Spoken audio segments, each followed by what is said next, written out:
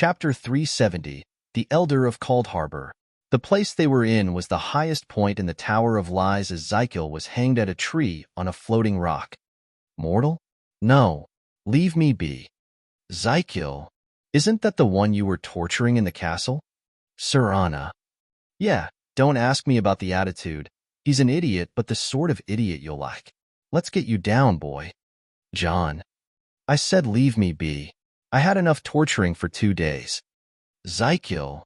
Okay. No one gonna torture you, don't worry. John. Why were you torturing him anyway? Sir Anna. He sold me off, you know. I agreed to trade 1,000 soul with Molag Bal, and then Molag made this runt sell me off to your father. Also, I wanted him to bring me the sigil stone I used to give Molag Bal the souls. It should contain a lot of power. John. Mortal. Leave me out of it. I don't want any of that. Zykel. Too late. John. Zykel's chains were cut with John's sword, and the Dremora was carried down like a helpless kitten. John was about to say something smug, but he noticed a presence behind him. Before he could turn around, John was already waving his sword backward. Clink. 2 blades cut against each other, and John rebalanced himself to face the attacker. His right hand held the sword, and his left covered his face with his mask. Krylin. Apprehend that Dremora. John spoke to Sir Anna, pointing at Zykel. Wah? Zykel didn't seem to understand what is going on, but Sir Anna was already pushing his face to the dirt. If you don't want to look like a traitor, act like you are getting kidnapped, Sir Anna whispered. On the other side, John was facing the newly arrived enemy that walked the stone bridge to the floating rock. Who are you? Why did you kill my subordinate? Marquez Marks walked up with an angry face. John completely ignored him and looked at Sir Anna. Secure the package. I am getting rid of this. Humph. Don't look away. Marquez Marks seemed angry as he waved his Daedric sword at John. John recognized the power behind the blade and parried it to the side. With fast reaction, he counterattacked horizontally at the Dremora. The latter pulled back his blade and stopped John's slash with 2 hands holding blades vertically. Both of them were strong. I am the overseer of the Tower of Lies, Marks. Who are you? The Dremora was interested in this strong opponent. I am Krylin, Darth Krylin of the Sith. John didn't mind adding some bullshit to the fray. He was wearing a Sith mask and black cloak while holding a red glowing sword after all. Krylin? Sith? What are you? Humph. The likes of you are not worthy of knowing. Remember our name and tremble in fear, puny Daedra. John lost himself to the act and swung his sword empowered by his aura at Marks. The Daedra kept up with John on equal footing for a few exchanges, but John kept increasing the output of his power. A worthy challenger. Marks seemed happy facing an opponent as strong as John, and the latter was in no hurry as he was executing his dominance on his enemy. As Marks's leg was cut and he was kicked on the ground, the Daedra crawled to the back with agonized expressions. Before John could finish off the Daedra, the latter took out a red object and injected it with his magic, causing it to glow and make a sound. Damn! An alarm. Ha! Mortal, fighting you brings me honor, but I can't let you leave. You will be swarmed by every Dremora in the tower. Marks declared with ecstasy. Pathetic. John beheaded the Dremora right away. He nodded to Sir Anna, and the 3 were about to leave, but before they could step down through the stone bridge, they were surrounded by a horde of Dremora. PSK, we are fighting our way out. Take away the Dremora. John shouted, and Nefertiti jumped out of John's shadow, taking Zykel in the cube. Now John and Sir Anna had to make it out, but the charging Dremora were already closing on them. Sir Anna was about to transform into the vampire lord form, but John stopped her. We can't let our identities out. Fight as a mage, and I will guard you. Sir Anna retreated on the stone bridge and started spamming her frost magic as area of effect spells to kill as much Dremora as possible. John guarded the front of the stone bridge by himself. The ones that survived Sir Anna's magic were already in front of him and didn't even lose their momentum. John held his sword and commanded, Greed. To possess, Blood Skull. The end product is the 4 meters tall giant red sword. One swing was enough to cleave 3 rows of enemies using nothing but brute force and the sharpness of the blade. Once John added his aura to the mixture, he unleashed power attacks that made the weakling Draymora disintegrate from the energy density. As he was not covered by greed anymore, and only a small portion was used as a prosthetic foot. He was not wearing the vampire armor either, but rather returned to his normal gear to not give out his identity, yet all that made his armor a bit lower. Using stone skin and the other protection spells only gave him peace of mind to face that big number of enemies. Once the Draymora realized they are only thinning their own numbers without a result, the soldiers stopped charging and the elites took the front to face John. Things were going to get difficult for John as he was trying to avoid using his trump cards that may give his identity out to any pursuers, but there was no choice now. He was about to do something flashy when a volley of arrows attacked the Draymora facing John. The hell? John backed off right away. He can swear he couldn't feel those arrows unless they were 10 meters close, which was a point-blank distance. Such a terrifying attack was deadly for anyone.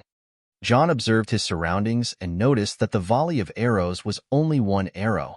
In the end, the only explanation he could think of is illusion magic. An illusionist archer? Now that would be scary. The Draymora was about to charge at John again, but another arrow hit the ground, and a cloud of smoke blocked the view. John could detect the source of that arrow, which meant that the archer was trying to point John to his or her place. This way, John took Serana by the hand and dashed out of the cloud of smoke back to the floating rock, and from the high ground, John and Serana jumped.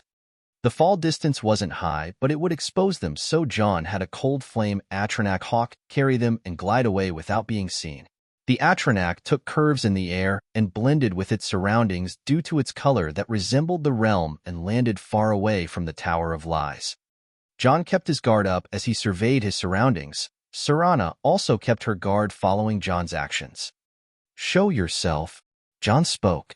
As his voice echoed in the abandoned place, John felt a presence too close to him showing itself. "This one means you will, furless ones. Please don't get triggered." A Khajiit voice and accent spoke to John and Serana. John backed away for a bit, then looked closely at the man who appeared. A short one for a Khajiit with tabby fur carrying a bow and donned in gray robes. "Greetings." "Hello." John and Serana greeted the Khajiit. "You are that one fishing at the river we passed through?" Serana identified the Khajiit as the fisherman from the river. "Yes, it is me. You can call me Mr. Skittles," the Khajiit said. "Mr. Skittles? Some sort of house cat?" John commented. Serana poked John by the elbow and spoke. "Thank you for packing us up, Mr. Skittles." "No worries, Mississippi.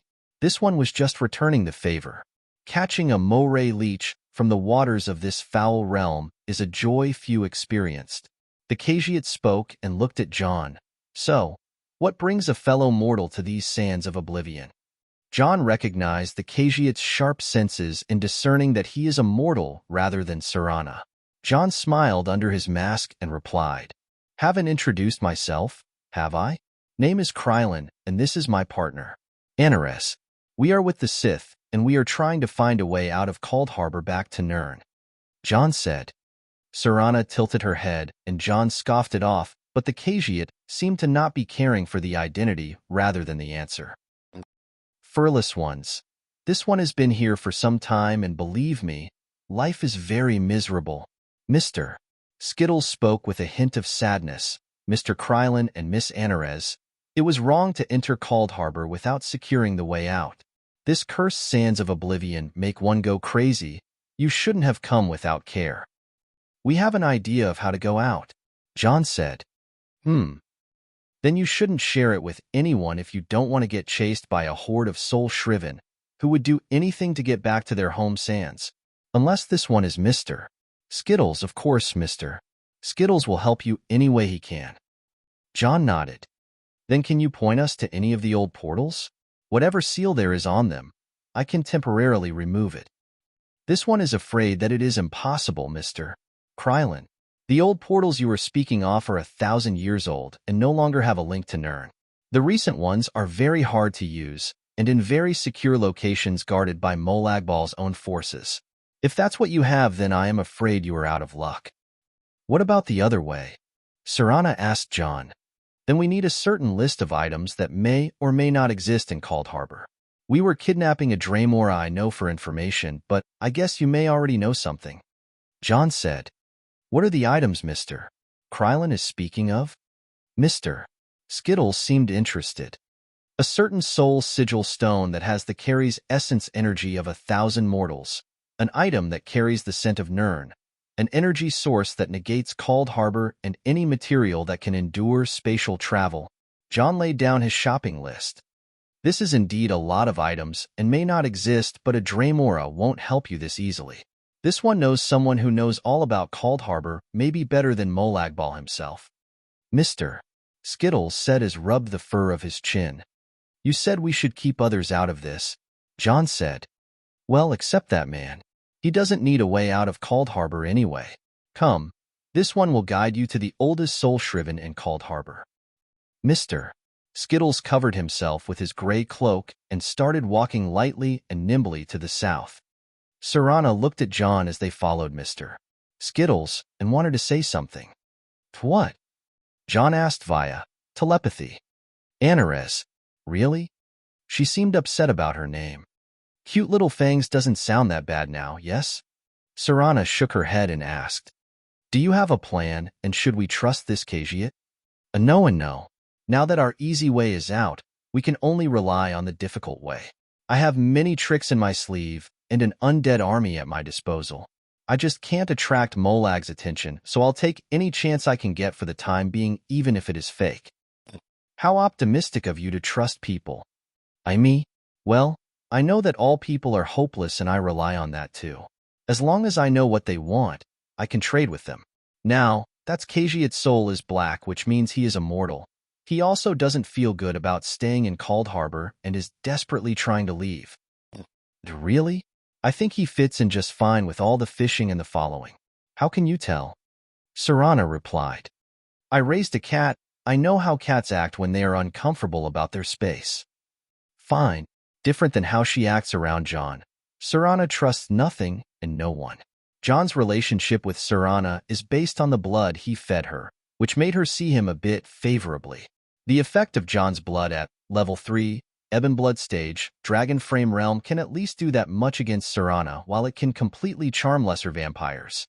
The three moved to the south away from the roads and arrived at a rocky area, then started traveling east.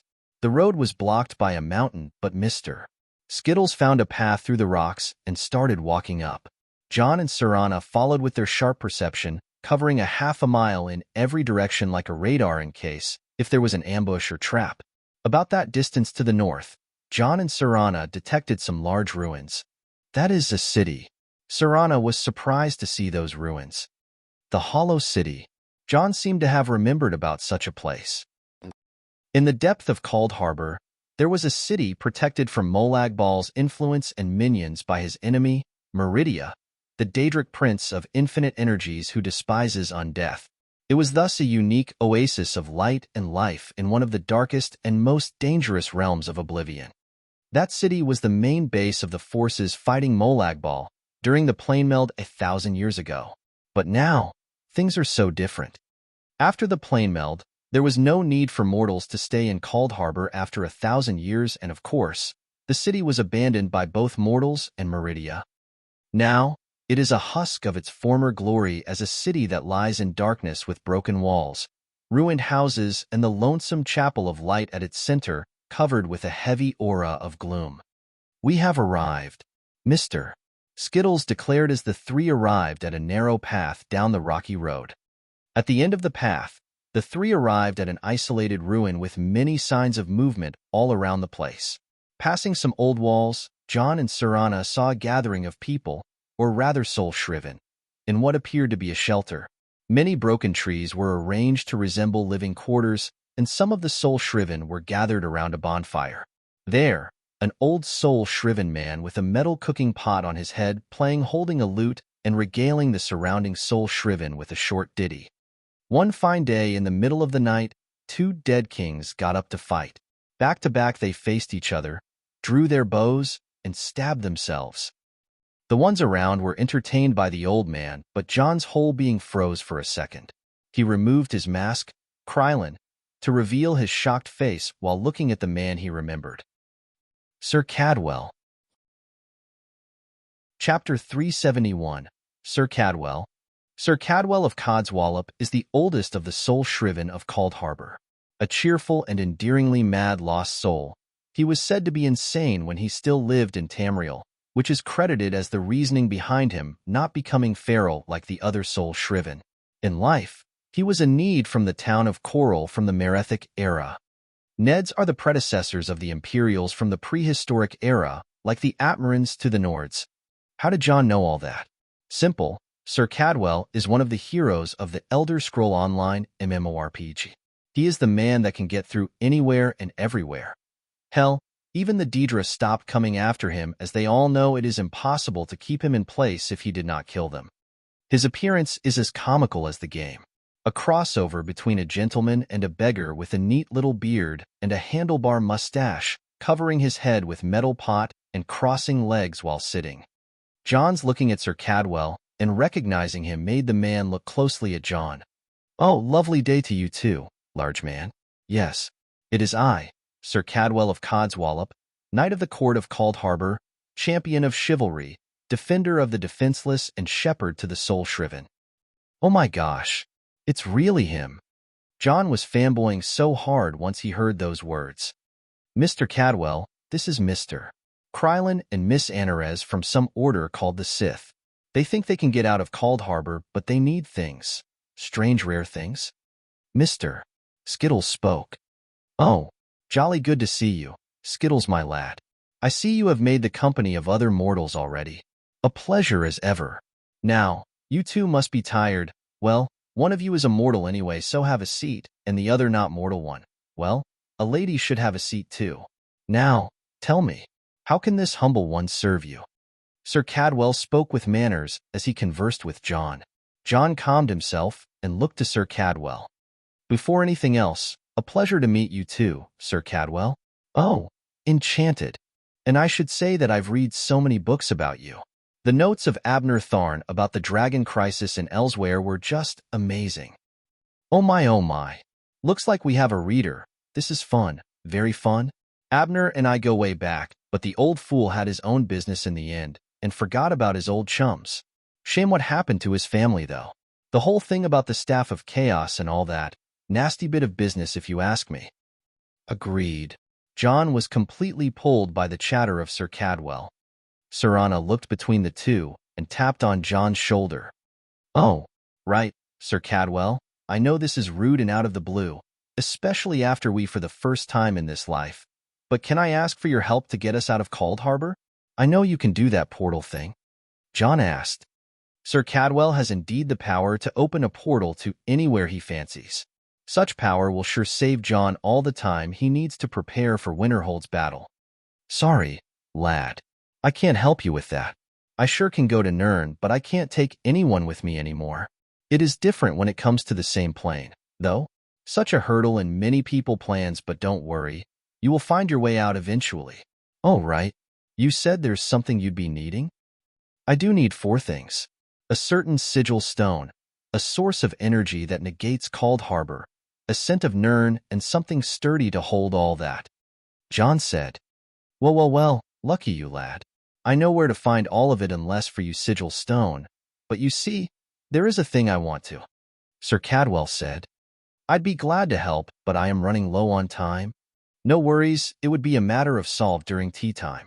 Also, you'd need to go through them anyway to gather your things. Skittles, my lad, still has the map?" "Yes, Mr. Cadwell." Mr. Skittles took out a map and handed it over to John. "Open it. There and there. You will find a flower growing on that location that carries the scent of Nirn, and there you will find some alloy or ebon steel, something the Daedra are really obsessed about." Sir Cadwell pointed out 2 locations. "And the energy that can negate Coldharbour?" John asked. "No need to rush things, my boy. The third one needs some time, and you still have a sigil stone to find. The sooner you start, the sooner you finish. Things are getting nasty in Coldharbour, so please watch out and tell me when you're ready to go," Sir Cadwell said. John nodded and stood up. Thank you for your help, Sir Cadwell. My partner and I will have a chat over there. John and Serana excused themselves to the side and had their own conversation. He sounds really mad to me. Do you keep trusting weird people this easily? Serana remarked. Come on, that's Sir Cadwell. Sir Cadwell. He's a big deal around these parts. John said.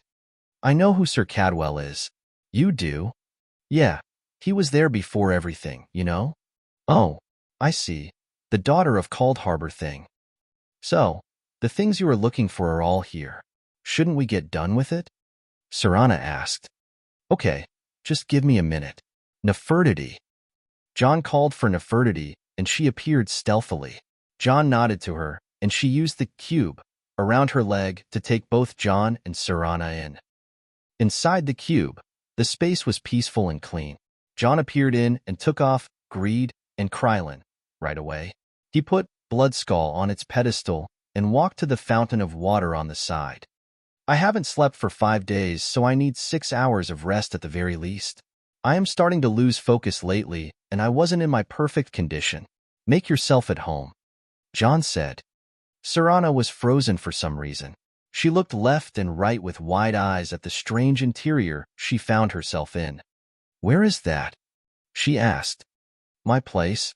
You carry your place around. Neat, right? The interior resembled a Dwemer architecture, but it was delicate and a bit fancy. There was no stone, but it was all rather made of metal and strange things. The room had many doors on its walls, and the space seemed really strange.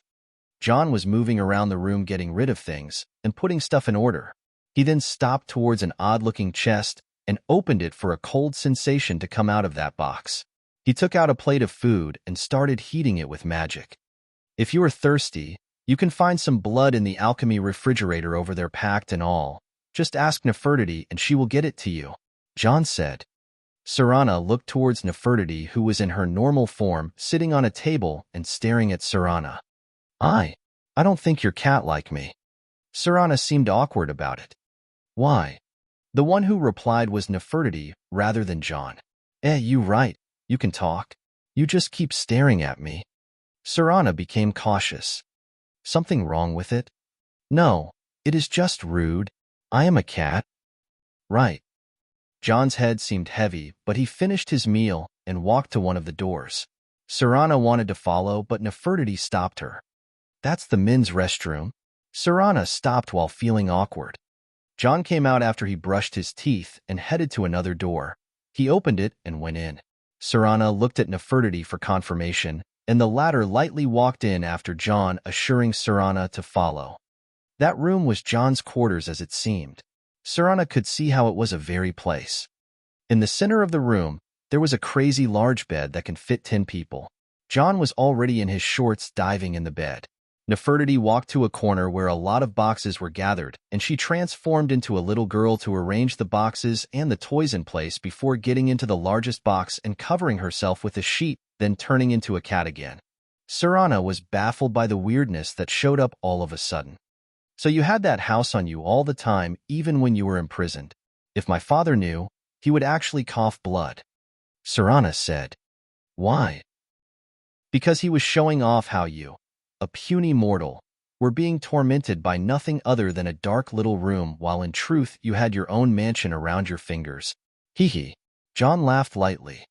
Serana seemed a bit curious as she approached some setup of a large mirror, some dressers, and a lot of clothes lying around. A strong mix of scents of perfumes was also coming from there. That's Alina's corner. Alina? My betrothed?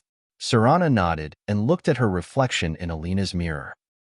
She was in a dark cloak that covered her royal vampire dress made of crimson cloth that won't reveal the blood stains, and dark leather for stylishness. She also had a collar around her neck with Molag Bal's face carved on it. Her hair looked old-fashioned but suited her face, with the sides tied backward and her face looking pale. Serana's original appearance and armor.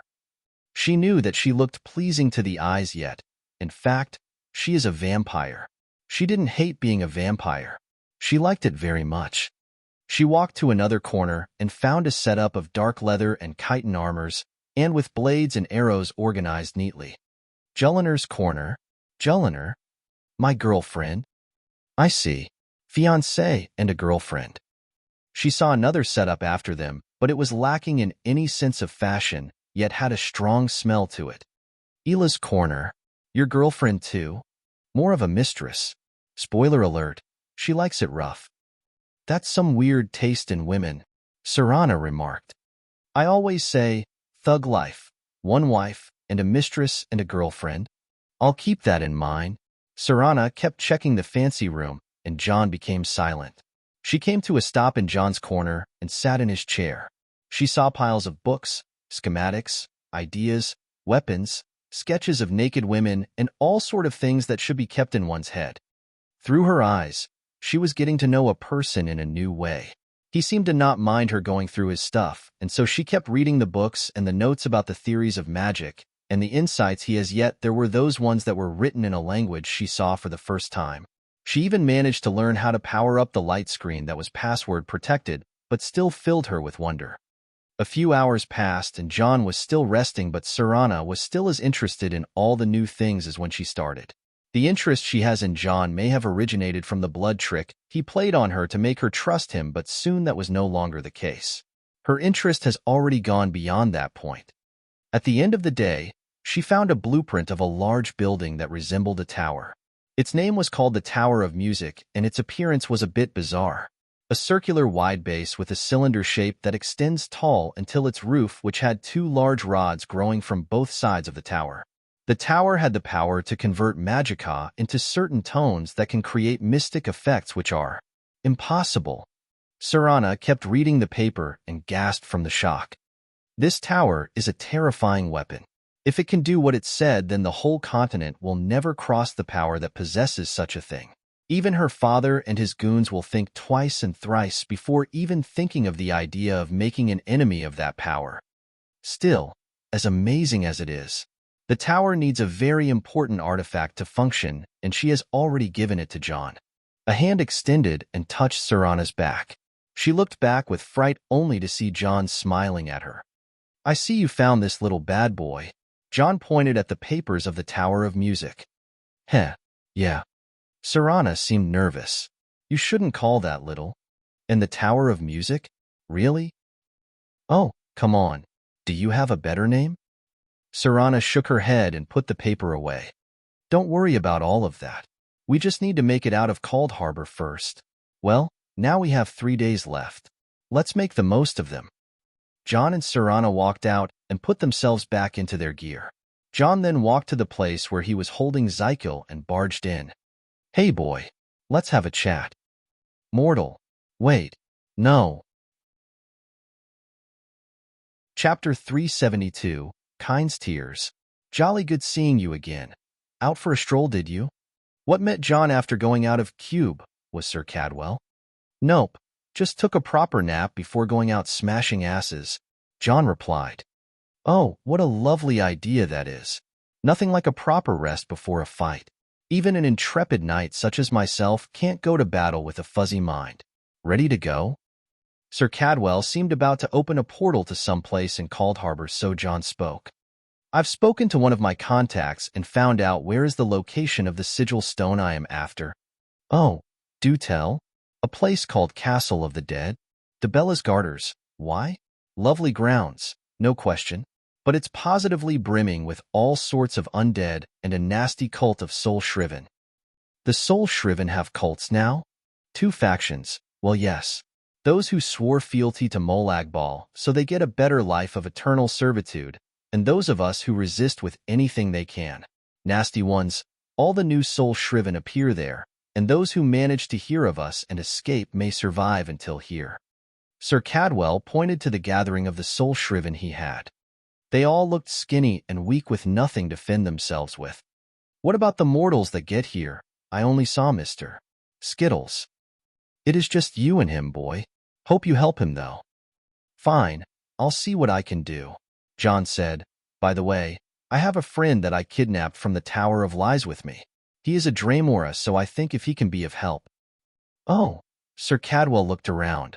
Where? John pointed for a half, then summoned Serana and Zykel out of the cube. Oh, ho ho. If it is not young Zykel, how are you these days, lad?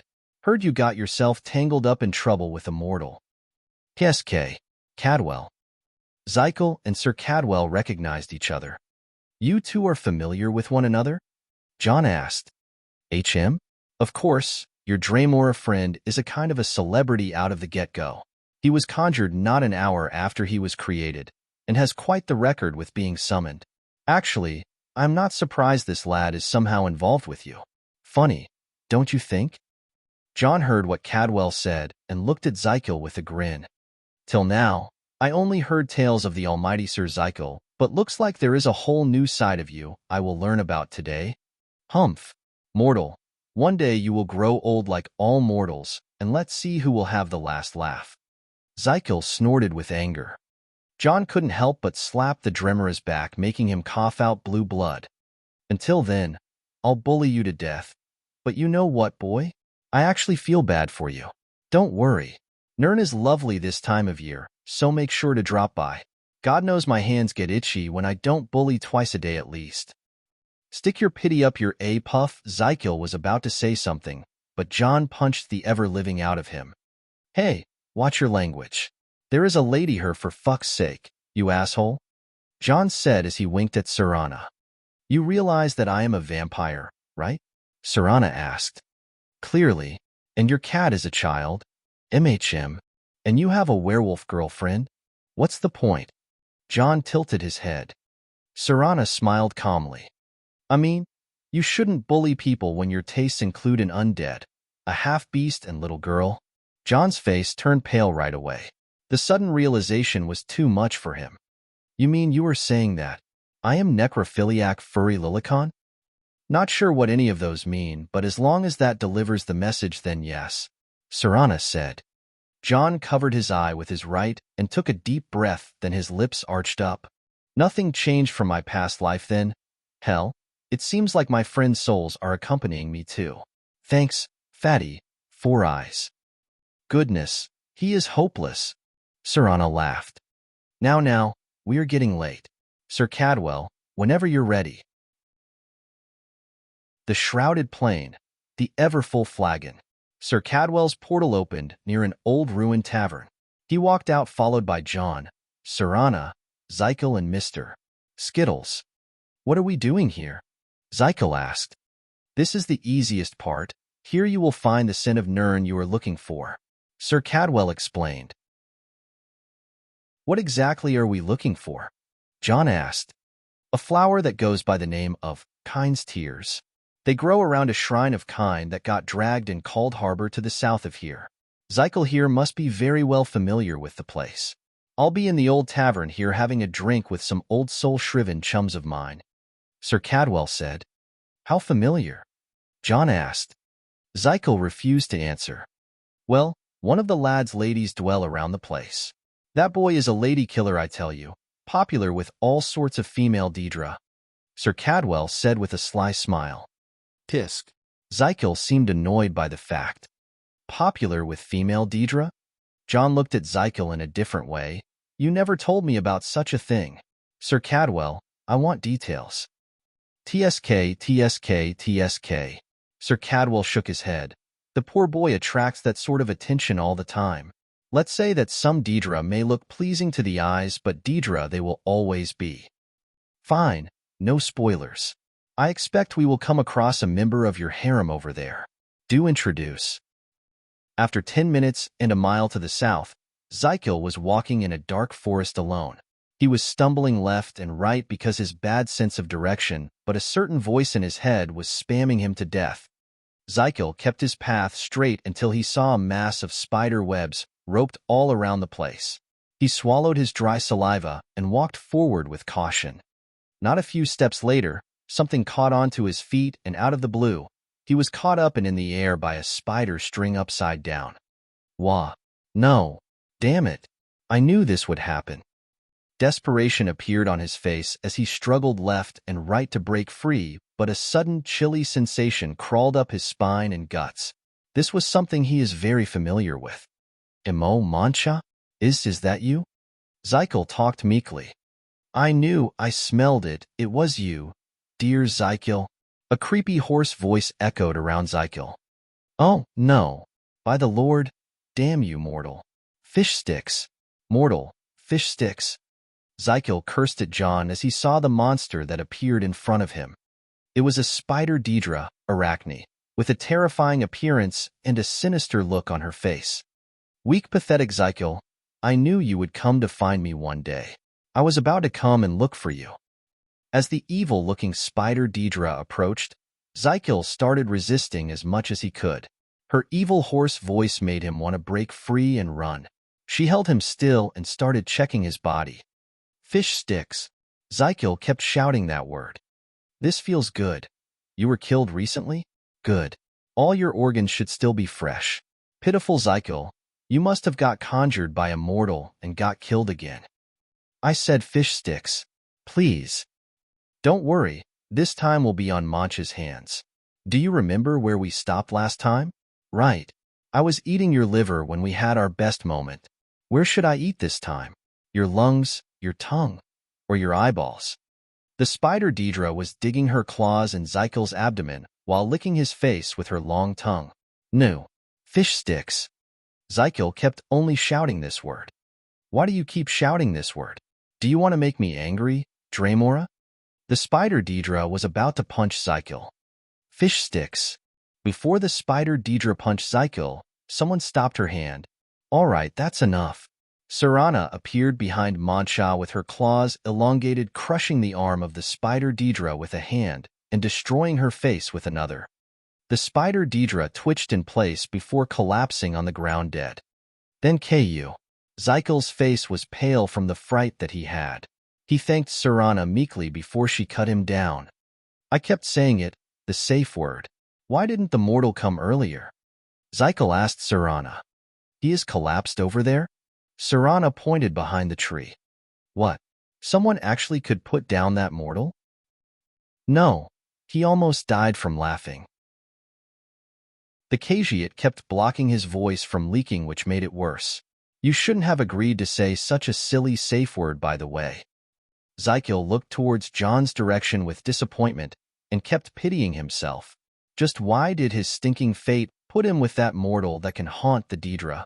Zykel stood up and walked to John, who was whipping his tearful eyes. He took a deep breath, resisting every urge to fight with that mortal. John could calm down right away, but he kept teasing Zykel to death. Still, you have an Arachne girlfriend? Boy, I know a few people who actually envy you by now. Leave me alone, mortal. Don't worry, we all should go through the crazy girlfriend experience at some point of our time. Don't worry about it. Now, let's gather the flowers. John patted Zykel's shoulder with a heavy hand, then walked away and started following him to where they were supposed to go. 3 standing stones stood around a short structure in a dark forest. The central one carried the symbol of Kine. So, this is the shrine? John asked. Right here. You can find the flowers around, but they tend to hide very well, Zykel said. John looked around the shrine and found 2 stone tablets around it. Each one had an ode written on it by the runic language. John could read it. The first ode was called Kine's Tears. It said, dark clouds gather in the sky above. Kine weeps for joy at the beauty of the world. Tears warm the ground and blossoms grow. The sacred stone reveals the flowers of her tears. The second ode was called Hidden Tears. It said, the sacred stone responds to the land where her tears fell. Tears to purify hearts, the earth, the water, the very air around us. Kine whispers and weeps in the hallowed places. The 2 odes spoke of how to locate the sacred flowers that grew around the shrine and the power of purification they had. Good, these flowers indeed carry the scent of Nirn. I want everyone to split up and look around for them. I will use the sacred stone on the shrine and guide you with telepathy. John said, and the 3 nodded. In less than an hour, the team has gathered more than 10 tears of Kine, which were flowers with red petals and enchanting scent. John stored them right away in the cube, for their quality not to drop. The 4 returned to the Everfull Flagon to find Sir Cadwell sitting alone with other soul shriven in the abandoned tavern. Oh, Krylin, my lad. Jolly good seeing you in one piece after facing the lie spinner spider. It was nothing spectacular. Now to the next stop, the Black Forge. Chapter 373, The Black Forge. Run for your lives. Zykel screamed in frenzy. The situation in the Black Forge was chaotic. Red sparks, metal shrapnel, a horde of angry Dremora, tracking scamps, and even large eye-like creatures surveying the sky above the forge. This all happened because John completely misread the situation about the social relationships between the Daedra of Coldharbour. Sure enough, there were clans and blood ties despite all the Daedra being spawned around by their lord, yet the one thing John did not foresee was Zykel's sister.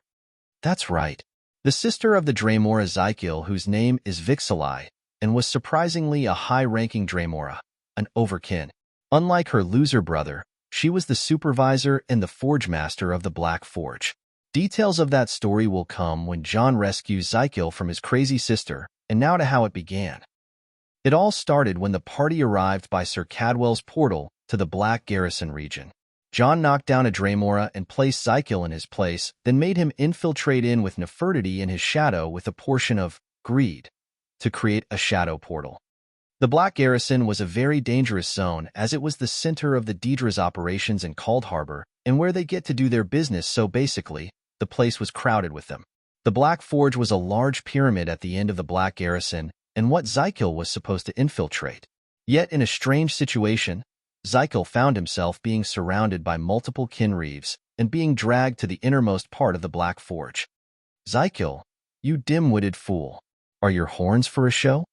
A female Dremora was waiting for him. Despite being rarer than the males, the females of the Dremora have the same appearance of the bald horned head and the Darth Maul-like appearance. Vixalai, please, let's just talk. What happened? You were conjured again, didn't you? The Lord assigned you a task, and somehow right after you finished, you got conjured 3 times straight. You idiot dimwit. You were about to be promoted to a Kinreeve. The female Dremora was foaming from anger as she glared at the shameful brother of hers. Vixalai, please listen. It is not my fault. It is that mortal. I swear by the Lord Molag's name that he is haunting me. You shameless horns for a show. Haunting you? A mortal haunting a Daedra? In what realm did that happen? What's next, huh? An army invading the forge? Vixalai pulled Zykel from his horns. Actually, that is already happening. Zykel confirmed his sister's words. That Kyn. He lost his damn mind. Vixalai slapped her brother with an angry. Looks like I am keeping you until you learn how to behave. The name of our clan is in the ground because of you. Overkin. Overkin. A low-ranking Dremora came running to the smelting chamber where Vixalai is keeping Zykel. What is it? Vixalai shouted. The forge. We are under attack. Vixalai became silent and looked, then turned her glare at Zykel, who was tied up to the black chains. The fool was not saying nonsense after all. Which clan is invading us? Who is the enemy? The first idea that came to mind was another Dremora clan going against hers. Overkin. It is ours. The unexpected answer didn't come nicely to Overkin Vixalai. She slapped the Dremora in front of her, then walked out of the smelting room to see what is going on outside. What she saw was a bizarre thing. Her own clan, her own people are fighting each other. No, these were not her clan. These were similar entities that looked like the Kyn but different beings altogether. What is going on? Defend the forge. Vixalai took the lead of the defense, tried to cope with the sudden attackers that came from all over the place with no pattern. The thing that shocked her the most was meeting her own clone, but here where the scene changes. Back at the smelter room, Zykel's shadow moved and a black cat jumped out of it. With her, a dark matter formed a circle and some figures walked out of it. Zykel, what happened to you? John saw Zykel tied up again, but his appearance was way more pitiful than before. My sister happened. Get me down. Your sister? Dremora have sisters? Just get me down, mortal. I will die again. Zykel seemed desperate about being released. Truth be told, He was being cooked alive on the heat of the smelting room, being hanged in chains and all. John used telekinesis, and Zykel was down on the ground begging for breath.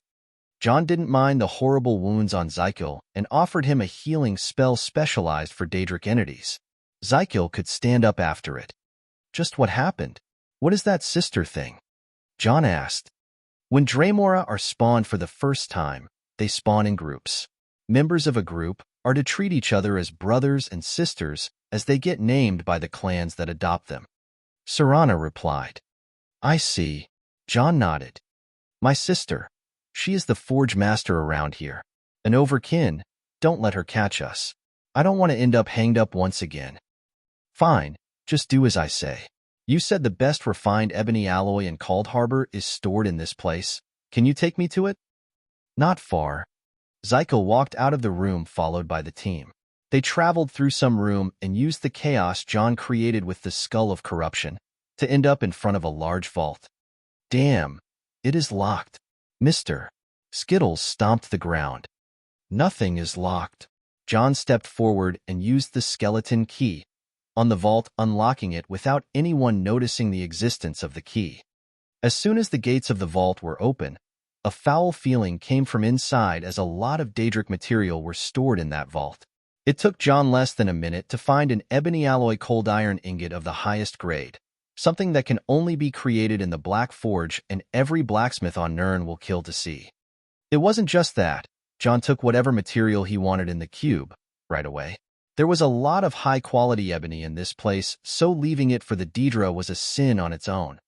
Heading out of the vault, John and his team found themselves surrounded by an army of angry Draemora with Vixalai on the lead of that army. Sister. Zykel was frightened to his wits' end. John didn't hesitate to put his blade on Zykel's neck. One move and I'll kill him, John said.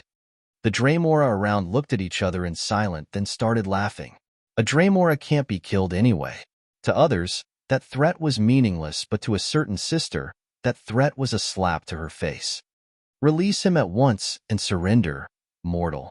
You are in my domain. Vixalai shouted at John. She was a large Draemora with horns and all, even uglier than her brother. Ha ha ha, you won't take him. This is my prisoner and you'll do as I say. John's voice under the mask was evil and theatrical. Who are you, mortal? What do you want? Vixalai said as she held her greatsword up. I am Krylin from the Sith, and you will submit to my power. Puny mortal, die. The two hot-headed human and Draemora failed to establish negotiation on an amazingly fast pace, and their energies collided. John was releasing the tyrant aura and Vixalai was using some combat technique that suited Draemora. The two waved their swords and clashed. You shall not win. Watch me. She was annoyed with fighting a clone of herself some time ago, but fighting the mastermind behind that disgrace would surely bring her joy. Vixalai's and John's clash was mighty, and the Draemora around couldn't handle the pressure. Each time they moved their swords, the forge would shake from their power. Who made that mask? Vixalai noticed Krylin and asked. The best blacksmith I know? Humph, mortals and your trinkets. Now die. Just because you said doesn't mean I would. John shaped greed into a large fist and launched Vixalai away. She landed on a wall and looked at John with vicious eyes. A worthy opponent. She evoked a spell not towards John, but towards a wall in the forge. The wall broke and a pipe of magma broke open with its content flowing everywhere. Everyone was shocked to their wits' end and chaos broke out. Run for your lives. Zykel screamed and started running as everyone else around except John and Vixalai. Seeing the magma coming towards him, John only smirked and raised a road through it with telekinesis. Vixalai did the same and met him for a few more exchanges with their swords. However, John was superior in prolonged battles with his outstanding stamina and tolerance for high heat that was buffed by his bloodline and mask. Vixalai fell short in the end. It is over, Zykel's sister. I have the high ground. John spoke with a grin behind his mask. You underestimate my power, mortal, she said. No, don't do it, sister. Zykel shouted, but it was too late. Star Wars reference. Vixalai jumped towards John over the river of magma. She made and waved her sword at him, but the later fused greed with blood skull, and the sword became 4 metals long, intercepting Vixalai way further than what she imagined. The blow sent her away, hanging on the side of the room, just centimeters above the flowing magma. We have wasted enough time. Let's leave. John didn't want to attract any higher being than Vixalai now that all this mess was taking place. He withdrew right away. Mortal, don't run. Vixalai started to cuss at John, who didn't even give a damn. I will come for you, sister. I promise. I will be as powerful as a Daedroth. No, a Daedric Titan. I'll be fine. Zykel kept crying to his sister as he was being dragged away by John. However, John was pleased with the fight just a while ago. He finally got to say those lines in the situation. It was perfection. Chapter 374, The Castle of the Dead. You know, Zykel, I'm actually feeling bad for you. Cut it, mortal. I know you were scheming something. What? Me? How rude. I was genuinely honest with you. I don't think you were truly honest. What? Even you, Serana. I am officially heartbroken. Back at Sir Cadwell's hideout, John and the party regrouped once again for rest. The trip to the Black Forge was full of surprises. John learned the true nature of relationships between the Daedra of Cold Harbor. It can simply be described as a dominative community, which is a paradise for masochists where the strong dominate the weak. An unfortunate Daedra like Zykel will find himself being bullied by all sorts of higher-ranking female Daedra, and let's not describe the appearance of those creatures. So, our next destination is the Castle of the Dead, formerly known as the Castle of the Worm, the former base of the most infamous necromancer in history, Mannimarco. John recapped. Won't we rest before going there? The Lost Shrine of Kine and the Black Forge are too much in one day. Mr. Skittles asked. Sadly, I am running low on time. 3 days are the limit I have before something bad happens to my hometown in Nirn, so I need to be there before the deadline, and I don't want the news about our actions to spread around Cold Harbor. The Castle of the Dead, then? How marvelous. The ground there is lovely, and all but it is chaos if you ask me. All the new soul shriven spawn there for the first time. Sir Cadwell added. Fine then. Right before we go, Zykel, do you have any girlfriends in the place we are heading to by any chance? John asked. Zykel remained silent for a while before nodding and replying. 2 of them. Well, that's interesting. I am truly sorry, but we will have to use you one last time. What? Didn't you say you feel sorry for me? Cut the crap. A mortal feeling sorry for a Draemora. Now that's a funny joke. Let's go, Sir Cadwell. The Castle of the Dead, the wretched squalor. At some place in Cold Harbor, the Castle of the Dead stood tall and mighty, while in its shadow was a town of fresh soul shriven who were being drilled in Cold Harbor. John and his team made it to a certain abandoned ruins near that town. So, what is the plan? Serana asked. Appearing in public will draw attention to us. By the initial recon, the place is guarded by Draemora scourges, and we need to slip through them to get in the castle. The problem is, we won't be able to walk through the locked doors that easily. John said. Leave sneaking for this one. I can hide you all no problem. Mr. Skittles said. Good. Invisibility is not my strong suit anyway. John agreed. Where is our exact target? Serana asked. According to Zykel, the Soul Sigil Stone is located atop the Tower of Bones, where one of his mistresses is supposed to extract the essence of the 1,000 souls I killed for Molag Bal. Taking the Sigil Stone means that I will deprive Molag of the meal that he eagerly waiting for. It will be a good payback for handing me over to sending your father to capture me. John said. John's payback against Molag Bal was not just done by that. He'd do more if he could, but he needed more power first, and also needed to rid himself of the blessing of Molag Bal, so he can be free from any unwanted influence. Now, Zykel, this is your turn. John pushed Zykel out of the ruined building, and the latter hesitated for a bit before walking through the wretched squalor. John, Serana, and Mr. Skittles were following not too far under the invisibility spell of Mr. Skittles. The illusions that he cast were all top quality. John kept looking at the pitiful soul shriven that freshly arrived at Cold Harbor. They were a sorry sight of how much dread can the Daedra cause to mortals. John never felt sorry for opposing the Daedra even though he didn't really hate them. The Daedra are forces of nature after all, and they get empowered not by their forces but by the reflection of their spheres, and mortals, as say, Molagbal gets stronger when the people of Nirn are more into Shems, strife, domination, Ra*e, soul harvesting, and brutality. Around the wretched squalor, John could see some sights of Dremora patrolling the town and assaulting any soul shriven that behaves out of order. None of that was unexpected in any way, but a certain scene made John halt his steps. He kept looking at a certain soul shriven with an expressionless face, which caused Mr. Skittles and Serana to halt too. "What is with him?" Mr. Skittles asked. "Don't know." Serana shook her shoulders. John dispelled the invisibility and walked to the soul shriven that was sitting alone under some shed. The soul shriven was acting like a madman, holding his head and groaning. His strange actions made the other soul shriven distance themselves from him. Torture marks appeared on his body, as it seemed that the Dremora were taking turns on whipping him because of his broken mind. John arrived in front of the man and held Krylin away from his face. The man didn't seem to react or look at John, so he simply kicked the man back. Startled by the appearance of the sudden man in black, the soul shriven raised his head to see John's face. All the groaning and pain stopped all of a sudden in that man's eyes as he just stared to John's face.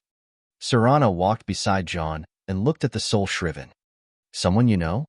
she asked. "Indeed," John replied. "All of my recent trouble started with him, and he is here because of me. Isn't that right, Alaric?" Alaric, Prince of the Forsworn and the enemy of John Dare, was soul-shriven and mind-broken. John looked around to spot many familiar faces from the Battle of Forsworn, John Dare. All of the 1,000 he killed and offered to Molagbal. Well, they are all nothing but husks now. I've already exacted my revenge, John said as he turned around to follow Zykel. As he walked away, Alaric stood up and called John. "Nord, please, end it. I beg you, end that nightmare." Alaric pointed at his neck. He wanted John to kill him. John turned around to see Alaric's complete white eyes and ashen skin. "There is no waking up from this nightmare, though. What is dead may never die," John replied and walked away. "There is no saving a soul shriven which is forever doomed to serve Molagbal." John left Alaric and entered into the invisible state once again as he hurriedly returned after Zykel. The latter was close to the castle's entrance and announced his arrival to a Dremora guard. Not long after, someone appeared to receive Zykel. "Look, who is it? Isn't it pitiful and wingless, Zykel?"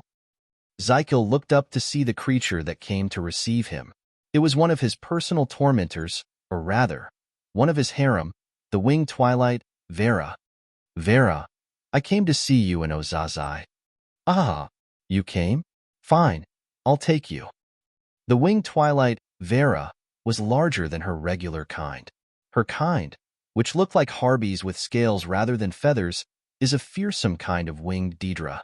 She flew down on Zykel and carried him from his shoulders by her talons. She didn't mind her talons digging in his flesh as she took him through the gate of the castle. John and the rest followed and didn't utter a single sound. The castle of the dead was filled with all sorts of horrifying undead creatures and soul-shriven that worked on the assembly line of the black soul gems extracted to power off the Daedric machines in Cold Harbor. John took the chance to plant some remotely explosive rune traps in hidden places for a certain idea he had in mind. A few minutes later, John and his team arrived at where Zykel is. It was at the top of the tower where a circular open room could be seen. Zykel was thrown on the ground, and another female Daedra approached him. "Ozatsi." Zykel looked at the Daedra in front of him with fear. "Zykel, you came." That Daedra was a harvester, one of the worst kinds of elite Daedra. Harvesters are half snake, half females with 4 arms, and the usual evil Daedric appearance. "Yes, Ozatsi. ICA came." Zykel was horrified when the harvester touched him. She twisted her snake-like body around him and put pressure It has been a long time since you were appointed to the Tower of Lies and didn't come to visit us. What makes you think we are not angry with you? Hiss. The harvester hissed at Zykel while asking him a question. Ah well, you see, I wasn't really planning to come here, but, Lord Molagbal has tasked me with a thing lately. You know this soul sigil stone that contains 1,000 mortal souls thing? Hiss? Yes, I am seeing to it myself. Oh, good. There is a situation, you see. A group of mortals calls themselves the Sith, or whatever, have infiltrated Cold Harbor seeking to steal the stone. I was told to deliver a message to you that you should keep it close just in case. What? A mortal foolish enough to sneak in my domain and steal the Lord's sigil stone? That what I was told. Please, let me go. Don't squeeze. The harvester squeezed the ever-living out of Zykel with her body, then threw him on the ground. Pathetic. Hiss. Vera, secure the stone and bring it here. Yes. As the winged twilight left the room to bring the sigil stone, John and his team sneaked in. The harvester was still planning to torment Zykel. She carried him up and pinned him to the wall with her face sticking closer to his. Pathetic. Zykel. So you didn't come back to see us? You little piece of dung. Do you know? Do you know? No what? Hee hee. Ahahaha. We replaced you. We found another pathetic KYN to torment. Way much better than you. Ahahaha. The harvester spoke to Zykel with an elated tone that was still scary to listen to. She kept laughing so loud too. Still, Zykel's face twisted in one go. You did what? Rather than being relieved that another bullying victim was found, he became angry for the fact. You replaced me with some loser. You unfaithful bitch. His voice carried a deep grudge as he quivered and tried to break free from the harvester. Ahahaha. The harvester, however, was still laughing in a good mode. Yes, Dramora. You feel the rage? Ahahaha. Your favor is long gone. There is another pathetic fool who is taking your place now. As the scene continued, someone middled in. Excuse me, but I have a question. It was John. Mortal? Zykel reacted with familiarity. I mean, a mortal? The harvester turned to John to see him walking close to her with a girl behind him holding her head down. How did a little rat like you come to my domain? Speak, mortal. She threw Zykel hard on the ground, then crept towards John with strong killing intent. I was just asking, how do the relationships work here? I mean, they are built on domination like anything else in Cold Harbor, but how do you guys are supposed to feel about them? John's question caused the harvester to stop her charge. Puny mortal, what makes you think you can understand? You don't need to ask them. Serana stepped forward. The relationships between the Daedra are twisted. In Cold Harbor, romantic relationships are forbidden, so the Daedra can only dominate and ** each other for the sake of having fun. Yikes. John became disgusted. Your Daedric friend here may feel bad about being bullied, but that's the normal nature of relationships here. Still, getting dumped is as bad as it is with normal mortals. The only way for him to redeem that relationship is to ** those who dumped him and dominate them himself. This is the nature of the minions of the king of ** Molag Ball. Okay, this fucked up realm can officially kiss my ass. John was about to evoke his magic and battle the harvester, but a figure flew into the room. It was the winged twilight. Ozatsi, I brought the stone, Vera said, then noticed John. What? A mortal? John saw the soul sigil stone, and his eyes lit up. He used telekinesis and snatched it from the talons of the winged twilight. Right away. No. Return it.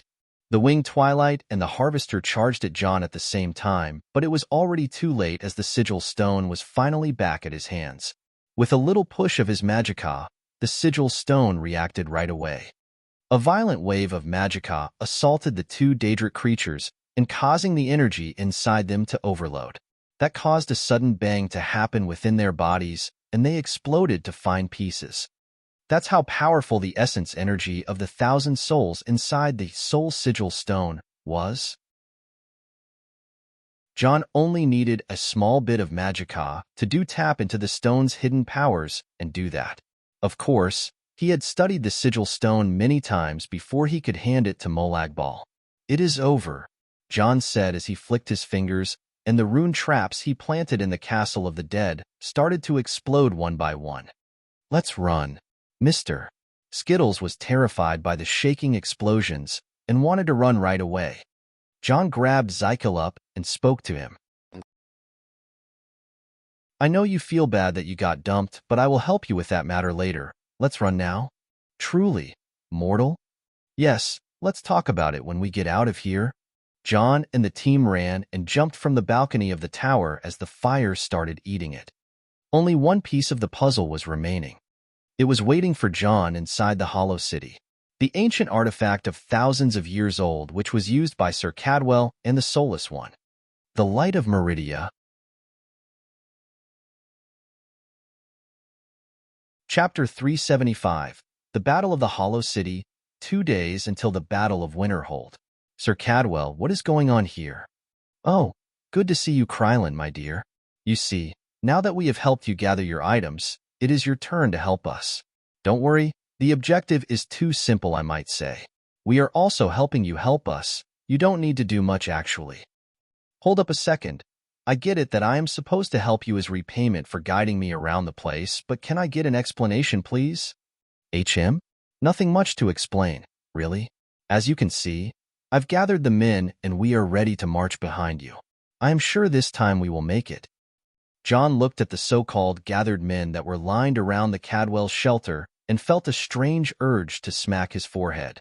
Number-wise, the soul-shriven were not impressive in any way possible. "What do you want me to do with that soul-shriven militia, Cadwell?"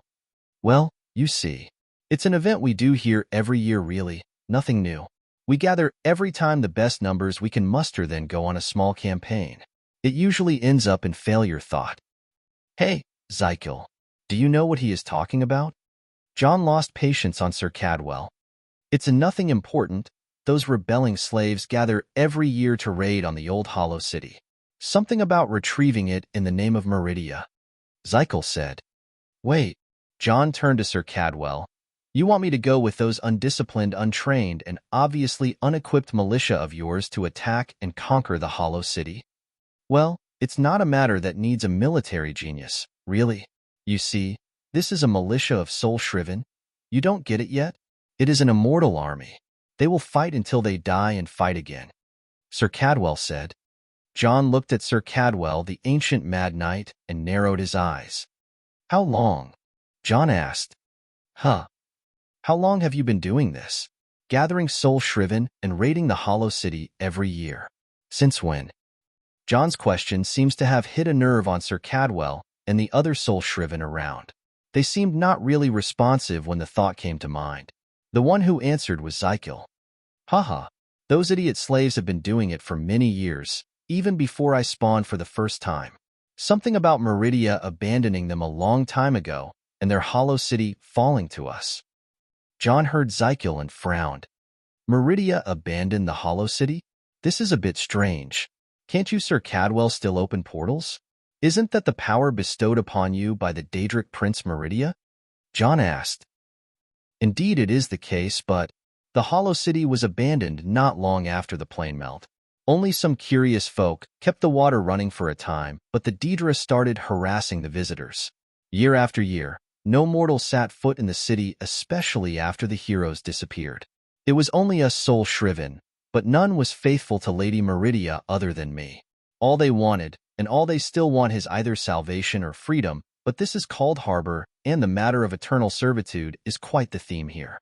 You know the drill." "I see." John nodded. After the disappearance of the Soulless One and the appearance of Tiber Septim, none was really in the mood for sticking around Cold Harbor, and as the Septim Wars were the next major event after the plane melt. "And what happened to the Light of Meridia?" John asked. The Light of Meridia was a powerful crystal associated with the Lady of Infinite Energies, Meridia. It was used to destroy the planar vortex, the artifact that was melding Tamriel with Cold Harbor. The Light of Meridia was later used as a mean of teleportation by the Soulless, one to roam Tamriel with the blessing of Meridia and the assistance of Sir Cadwell. To John's question about the crystal, Sir Cadwell seemed down. He put his hand in his pocket and took out a small pouch. "This is all what I have." In the pouch, there was a handful of crystal fragments that radiated a strong light and pure energy. John took back a few steps while Serana and Zykel retreated to the other end of the shelter. Strong. John could only gasp in his mind in front of true power. As a mage whose pride was handling energies, this one was something profoundly amazing. It was as if the power of a nuclear reactor can be carried in one hand. This was some fragments of the real thing. Where is the full crystal? John asked. The light of Meridia is not some handful of fragments. The size of the full crystal is as large as an adult's forearm. It is in the Hollow City's Chapel of Light. I brought it back here once no one needed it so it can be put to preserve the city, but we got attacked and the full crystal was shattered by a traitor who was promised to regain his soul and be sent back to Nirn. I managed to grab this handful of fragments and used it to open a portal, been using it ever since. I always asked Lady Meridia for aid, but it is vexing to say, but I think we are abandoned. John felt the bitterness in Sir Cadwell's story. Meridia may be the Lady of Light, but is also the Glister Witch, the obscure Daedric prince who helped the people of Nirn in the Plainmeld, yet turned on them with the return of Umaril the Unfeathered and ravaged the temples of the Divines, the Daedric prince who despises the undead yet gets her followers to be mindless extensions of her will. John could understand. So, what is the plan? Retake the Hollow City, retrieve the other fragments of the Light of Meridia, and reactivate the city's protection mechanism? John asked. Couldn't put it any better myself. You, sir, are an enigma. Sir Cadwell returned to his cheerfulness right away. The thing is, what's in it for me? John said. I help you get the city back and get what? It seems like you were planning on using all the parts of the Light of Meridia to power up the city. Oh dear, you are as perceptive as a cat. Sir Cadwell's smile turned cold. Thank you. John liked the compliment right away. Here's the thing. The Light of Meridia was formerly 5 smaller beacons that were used to transport the Hollow City to Cold Harbor long time ago. We won't be able to restore the full crystal without Lady Meridia's interference, but we can put the 5 beacons back together. 5 beacons? Wait, like the beacon of Meridia that caused my speakers to get destroyed every time it goes, a new hand touches the beacon? 5? Holy cow. A reference to Meridia's quest in Skyrim. One be like, tone it down ho. I get that you are enthusiastic about the quest, but let's not rush it. We still need to prepare a plan for retaking the city. Sir Cadwell took out a map. Remind me again, how long have you been doing this retaking the city scenario? Around 900 years, give or take. Why you're asking? 900. Damn. Fine. What is in the city? Dremora, lots of them. We may find an elite or two. You don't know? Well, we haven't made it beyond the city walls for the last 500 years, so yes. We do not know what's in there. But cheer up, the Daedra always underestimate us and don't seriously defend. John was speechless. They didn't make it past the walls for the past 500 years, and the Daedra is not seriously defending? John took a quick look around the soul-shriven Sir Cadwell gathered and shook his head. I can sneeze and defeat all of them. The number reached a few hundred, but in his eyes, they are no better than a band of a few hundred meat shields. He wouldn't rely on that. John walked out of the Cadwell shelter and headed north to sit on a high rock. There, he could see the Hollow City covered in a thick cloud of gloom. From what he could guess, this gloom was some sort of dark magic that can keep the light energy of the fragments of the Light of Meridia in check. The dark magic is also known as the Daedric magic and the anti-magic, an obscure type of magic that is very lethal against Magicka users like himself. Narina is an expert in the field. John conjured some lesser Daedric creatures that can fly like a winged twilight and some hawk familiars and ordered them to fly over the Hollow City to do recon from above, but the black fog erased the binding effect John put on those creatures and canceled the summon. Troublesome. John narrowed his eyes. The soul-shriven aren't happy with you looking down on them. A voice came from behind John. He turned back to see Serana. Without even saying, doing the same damn foolishness over and over again for 900 years with the same result only proves my point. I wasn't disagreeing with you, though. Serana jumped up beside John. Tricky one. You only have 2 days to return to Nirn. Can we take a city without an army in 2 days? He. John laughed and didn't say anything for a while before speaking once again. You know, I keep a small army nearby just in case any emergency city invasion situation popped up. Serana looked at John with narrowed eyes and smiled before breaking into laughter. What? You don't believe me? And where do you keep that army? She asked. Let me introduce you to Wrath. John clapped his hands, and the giant bone samurai, holding a large katana, appeared behind him. Serana looked at the undead that appeared behind John with wide eyes. Impressive. Is that a bone colossus? I used the same technique to construct it, but it is a crossover between a skeleton undead and a golem. It has a core and all. Now watch this. John pointed his finger towards Worth, and a dense stream of magicka flowed to the conjuring mechanism inside it. Wraithman warriors and bonemen archers started appearing in large numbers around. Approximately 500. Damn, I got better at this. John can summon 500 undead and make Wrath sustain them on its own. This was all due to his sudden increase of strength while he was captured. And now we have an army, he said. Serana looked around with wide eyes and looked at John again. What kind of monster are you? Even I can't sustain that much. It is all about control and management.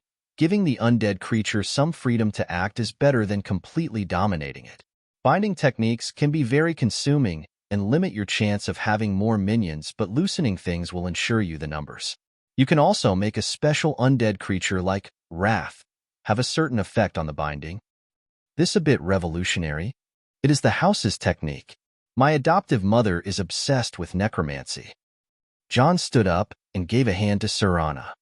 Let's tell Cadwell that we are ready to march on the Hollow City. The 926th Annual Battle of the Hollow City. About 500 undead and 800 soul shriven marched towards the Hollow City. The soul shriven attacked from the west and the undead from the south. Leading the soul shriven on the west was the ancient knight in rags and kitchenware armor, Sir Cadwell of Codswallop. His forces acted as shock troops that would draw the attention of the Daedra in the Hollow City due to the immortality privilege of the soul shriven. The southern front was under the command of Thane Johnhild Firemane, who acted under the name of Krylin. John was acting as the strategist and the mastermind behind the day. He was not an expert in open field battles, but give him dark areas and twisted methods, and he will ensure a crazy victory. The whole purpose of the first hour of the attack was to lure the Daedra garrisoned in the Hollow City out and expose their leader. The Soul Shriven are the yearly enemy those Daedra face, so they were quite relaxed in front of the enemy that barely had any pieces of equipment. John's undead were the ace in the hold, and the ones who joined that battle later on. John would love to use the hit and run tactics if he had enough space, but he had to do with what he has right now. The fight broke out on the western front, and the Soul Shriven rebels were out for blood. They used wooden blanks to block the attacks from the Daedra on the city walls and large trunks to act as hand rams. The gate of the Hollow City was not budging due to its sturdy materials, and so the attack on the west was doomed to fail. Sir Cadwell gave the command to retreat in 2 directions. The first towards the west away in the shrouded plains, and later the other half retreated to the south towards John's troops. The Daedra saw the prey run way too early and couldn't bear the hunt to end so soon. The city gates opened and a great number of Dremora flooded out towards the nearest group of Soul Shriven, the one retreating to the south. John watched everything through the eyes of Nefertiti and gave the order for his troops to form a formation. The Soul Shriven troops of Sir Cadwell arrived and bypassed John's troops that were hidden around the area.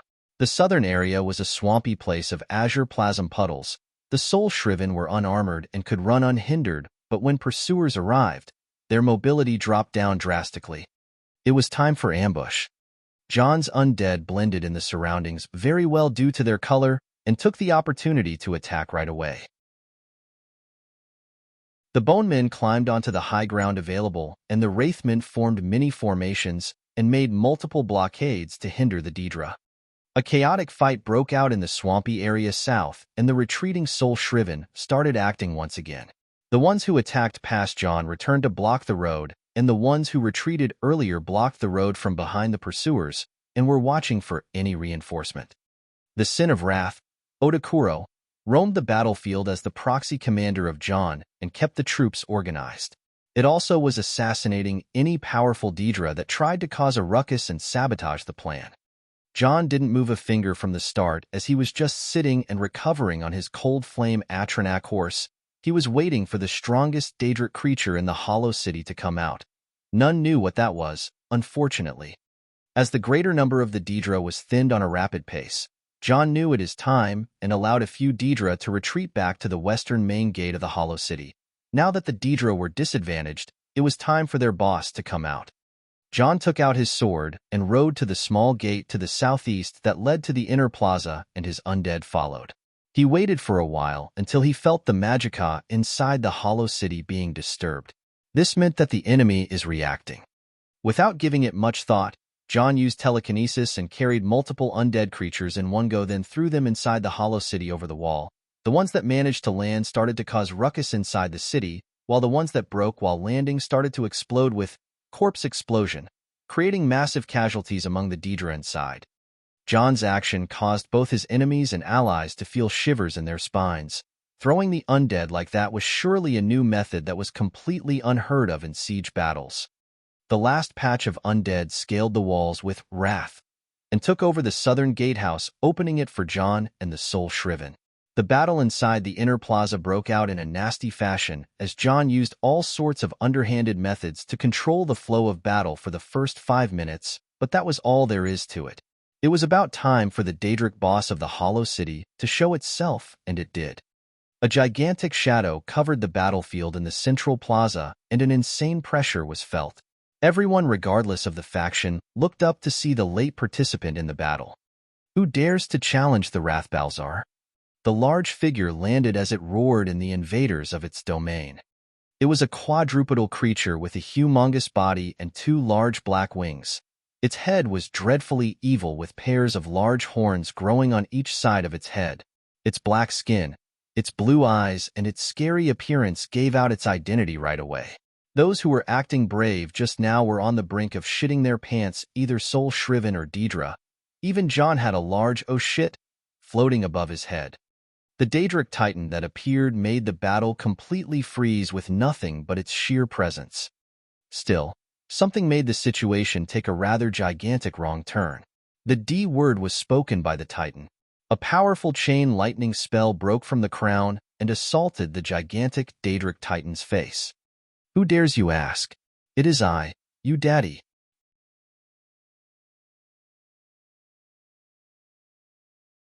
Chapter 376, John vs. Daedric Titan. 8,000 votes extra of last week. A Daedric Titan is not some your walk-in-the-mill Daedra, it is the elitist of the elite.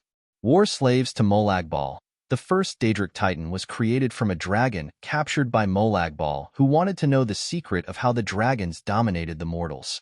The dragon didn't utter a word despite the torture, and in the end, Molagbal said that he would create his own dragons from this dragon. He killed the dragon, snared its soul, then modified the skeleton of the dragon into a new form of 4 limbs and wings, then dipped the skeleton in the deepest azure psalm pool for the end product to come out flying as the Daedric Titan. In appearance, they looked like the dragons but were smaller by half the size, and their appearances were nightmarish. Still, they are most fearsome opponents one can face in this realm other than the High Lords of Cold Harbor. The Titan that appeared in the Hollow City right now was a scourge among the Daedra, a being whose pressure put a stop to the battle immediately. It landed on its 2 hind legs, spreading its wings widely and swinging its arms around. It opened its mouth and a light blue flame came out and burned everything in sight. Both the Soul Shriven and the Draemora spread around like ants in front of the mighty being whose height was over 5 meters. Those who didn't run or hide in time were burned by the essence drain cold flames that the Titan shouted. Behind a certain broken building, for figures grouped up over a fifth figure, trying to hold back a disaster. John was triggered to the max once he heard the forbidden word. He launched a barrage of lightning spells at the Daedric Titan that barely did any damage, but was hastily pulled away by Serana, Zykel, Sir Cadwell, and Mr. Skittles as soon as the Daedric Titan started retaliating. "Hey, what's got to him?" Mr. Skittles asked while holding John's leg. "I don't know. Boy's as mad as Shiagaratha's jammies," Sir Cadwell replied while holding the other. "I didn't see him losing his cool like this before," Serana said as she was sitting atop of John. "I know," Zykel said. "It is the dare word. It is his poison. You can't dare him. That is why he goes by his other name." "Aha." Serana understood. "We need to ESC. No. Don't bite. Don't bite. It hurts." Zykel was trying to muffle John's mouth, but was bit by the latter. "Found you." The Daedric Titan noticed Zykel's screams and looked over the broken building. "Run." Everyone on top of John spread around, and Nefertiti enveloped John by his shadow and took him away. The group kept hiding from the Daedric Titan behind ruined buildings and broken walls. They started to quietly sneak until Serana and John were reunited. "What should we do? At this rate, we won't defeat it," Serana said. "I know, but if we let go and fought with everything we got, our identities will be exposed right away. I don't want either your father or Molagbal to know it was us." "Yes, I know. You came up with that Sith scenario for this."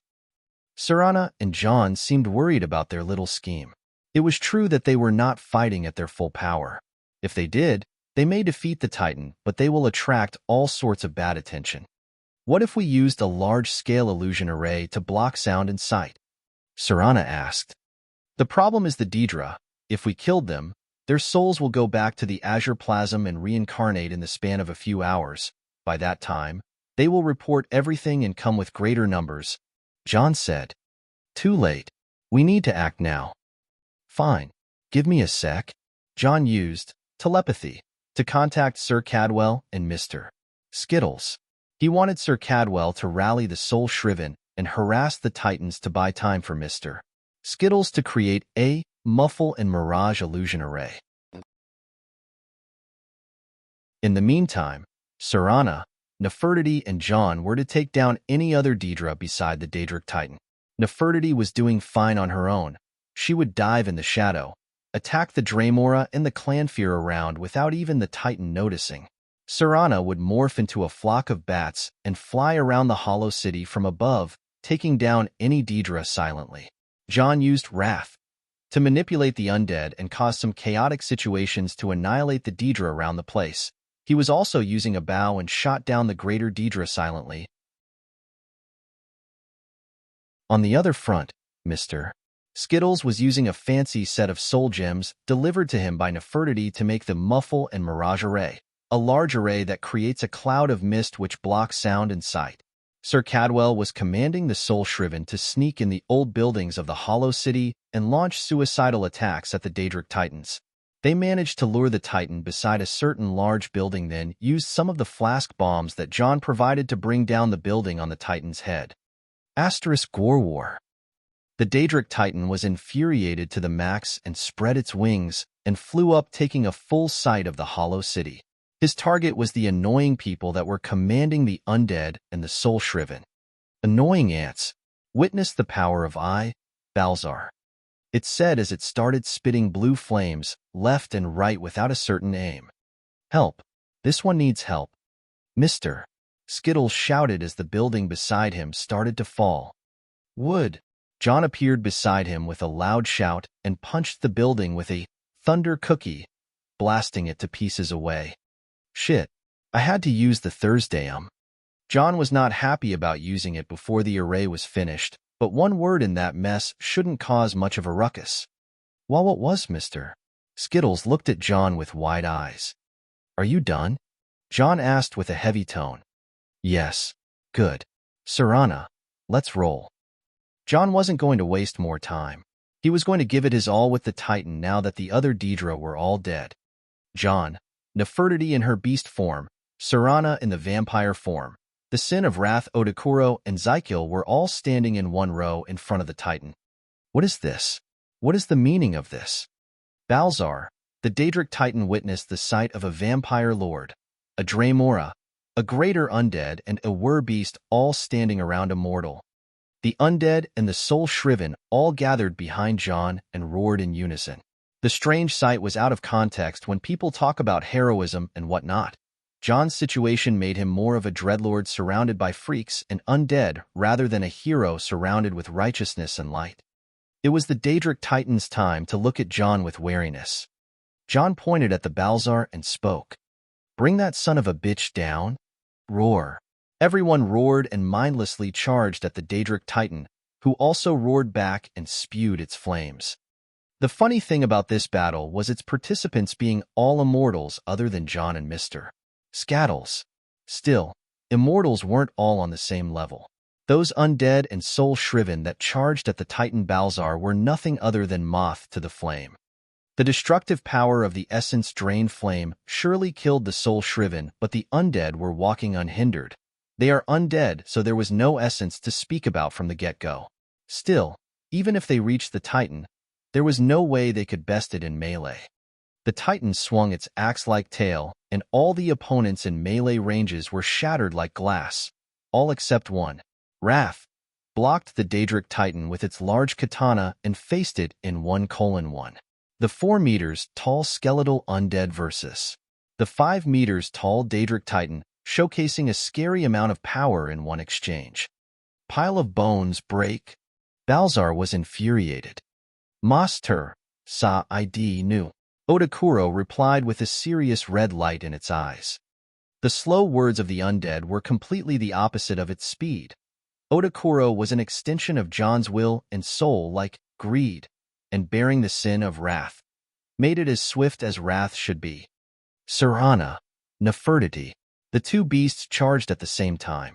Serana swung her wings and reached above Balzar, then used the blood magic, vampiric grip, to hold the horns of the Titan and press it down. Balzar looked up and raised its head against Serana's magic, but a sudden attack came from his point blank. Nefertiti was appeared behind its hind legs and slashed them with her claws and shadow magic. Insolent. The Titan was about to wave its tail at Nefertiti, but John threw the mass of greed, and it held to the Titan's tail, then morphed into chains and held the tail away. As Serana managed to lower the head of the Titan, Odokuro moved as fast as it could and slashed at the Titan arms, pushing them away. It then arrived beside the Titan, raised its left leg and pushed the Titan further down and cut the massive katana at the Titan's neck. Tink. The metallic clash sounded as the Titan's skin and the katana clashed hard. Unfortunately, the Titan's skin was simply too hard. Humph. Die. The Titan swung its wings and claws at John's comrades that were pinning it down and literally pushed them all away. It also prepared a strong cold flame breath to shower them with while they were stunned and defenseless. No, you won't. Fusaroda. Force, balance, push. John finally took action rather than managing the battle. The Titan was simply too OP at this rate. The unrelenting force shout clashed with the cold flame breath, and the clash was in John's favor. Actually, it was too much in his favor that the Titan was stunned and fell backward. Would not KSD. Whirlwind, Fury, Tempest. John's whirlwind sprint charged him in a black beeline towards the Daedric Titan, and they collided physically. John was more prepared and put his all in an overcharged thunder cookie that carried the wrath of heavens. Asterisk crackle. Star. The sound of the clash and the flash that came out as if the original spirits were back at it again, like how they fought in the Dawn era. The shockwave that hammered in the Titan sent it flying in a building for it to fall on its head. John landed on his butt and stood up while rubbing it. See that, fucktard? I dare. John was in an excellent mood after sending the Daedric Titan flying with a bang.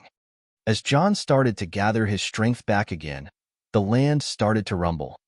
Motherfucker, take a rest, damn it. Your daddy needs a breather. John couldn't understand how the Titan was so lively. Mortal, you are doomed. The Titan went all out with a large-scale magical attack. It swung its wings, causing a strong wind to blow at John, and used its cold flame breath as a follow-up.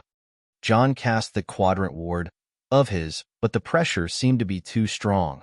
A flying figure crashed into John from the side and took him out of harm's way. Thanks, Serana. Seeing its attack rendered useless, Balzar was infuriated. Come to me. Balzar opened its maws and used its race's exclusive magic, swallowing souls.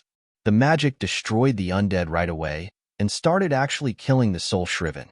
The vestiges in their bodies were being pulled out by Balzar and swallowed to power him up. Fuck. That's cheating. Cadwell, retreat. All retreat. John shouted and issued the command to retreat. Without him saying, everyone was already running. Nefertiti was stubborn as ever and ran the other way. She stealthily ran in the shadow, then came behind Balzar and held its front maw, falling with it down to the ground. Balzar crashed on its jaw and its magic was cancelled. The Titan opened its eyes and stared at Nefertiti, who was in her beast form. The two beasts were having a staring contest. Asterisk growl. Star. The Titan growled at her. Asterisk hiss. Star. She hissed back at it. The staring contest was over and Balzar swung its claws at the large cat. Nefertiti was way faster and crashed her paws 3 times on the Titan's head before escaping in shadow. The Titan was infuriated more and more. It looked for a target, but the target found him. Zykel was carrying a spear and jumping down from a high building towards Balzar, stabbing the spear in its left eye. Haha, take that, you sucker. Zykel will slay you and get back my glory. The Titan reacted by catching Zykel in its hand. The spear fell down and the Titan used swallowing souls on Zykel. Aya! The sight was horrifying. Zykel was screaming with agony with all its being. In its 200 years of life as a low-ranked Daedra, it had never had the chance to participate in such a glorious fight, yet against a foe such as Balzar, his immortality was being rendered useless. The vestige inside him was being ensnared to be devoured. It was all too sudden. He didn't know. He wasn't ready yet. Immortal? Mortal? What kind of lie is that? A being with no power over its essence is never immortal, even if it has all eternity to live. Such an illusion. Zykel's vestige was completely out of his body and about to be swallowed by another Daedra. It was about to, yet another change happened. Zykel's vestige, which was supposed to be going inside the Titan's mouth, flew the other direction and entered a black gem with the shape of a star. John was standing there holding out the black star and casting Soul Trap at Zykel's vestige. Zykel's lifeless body lost power and ceased from functioning. Balzar the Titan looked at the lifeless corpse and threw it away like a ragdoll. Useless traitor. Balzar turned around and looked at John. Lowly mortal. You fought well, but nothing you do can graze me. You will lose. I won't take advice from a shitty Daedra. Lesser life forms like you should just act like the worms they are. John cussed back. His habit of looking down on Daedra was as sharp as ever. Mortal, don't you have eyes? Don't you see what I am and what you are? You are a mortal doomed from the hour you were born.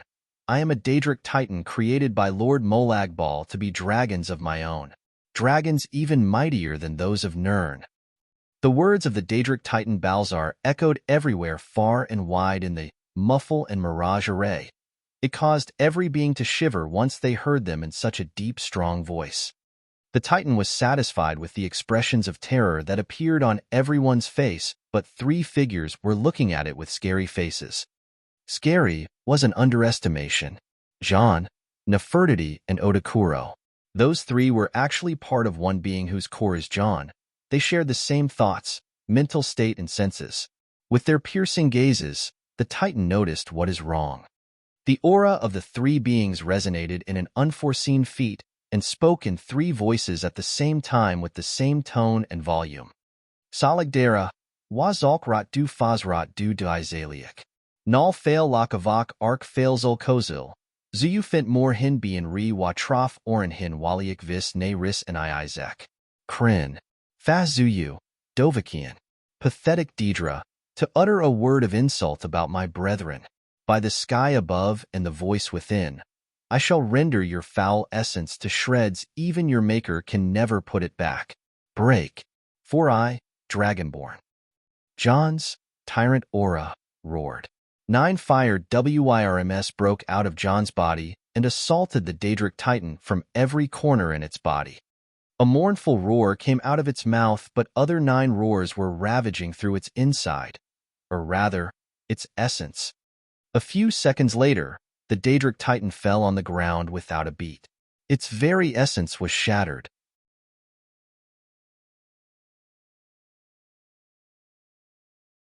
Chapter 377, Pride.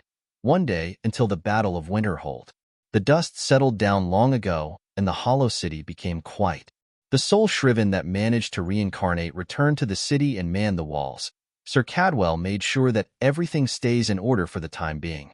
The Hollow City's center was the plaza of the Chapel of Light, where the final battle with the Daedric Titan Balzar happened. The gigantic corpse of the Daedric Titan was lying on the ground lifelessly. Odakura was guarding it too. East to that site, there was a large and beautiful building made of white stone in the Cyrodiilic Iliad style. This Chapel of Light was the place which used to be used to worship the Daedric Prince Meridia. John was sitting on the stairway outside the building, resting his head on his arms while hanging it down. He was clearly tired, but that wasn't all. He was not speaking. I can understand why the boy is not talking. My brain was about to buzz out by his speech just now, but it was absolutely marvelous. Still, how do you people keep your sanity with all that Nord-like shouting? Sir Cadwell was looking at John from afar. Don't ask me. Not anyone can do what he did as far as I know. Serana replied. HM? I thought your hubby and you were open on these things. I am sorry, dear. Sometimes men have to keep some secrets from their love, Sir Cadwell started babbling. I am going to stop you there. There is nothing between me and Krylin. Serana said with an annoyed face. Really? But the way you looked at each other. I'd bet my pot that you two will fit quite nicely together with all the mad shouting and the vampire transformation thing you guys do. Serana looked at Sir Cadwell with cold eyes, and he stopped talking right away. By the way, why doesn't Mr. Krylin talk? Is he sad for his Draymora friend? Mr. Skittles asked.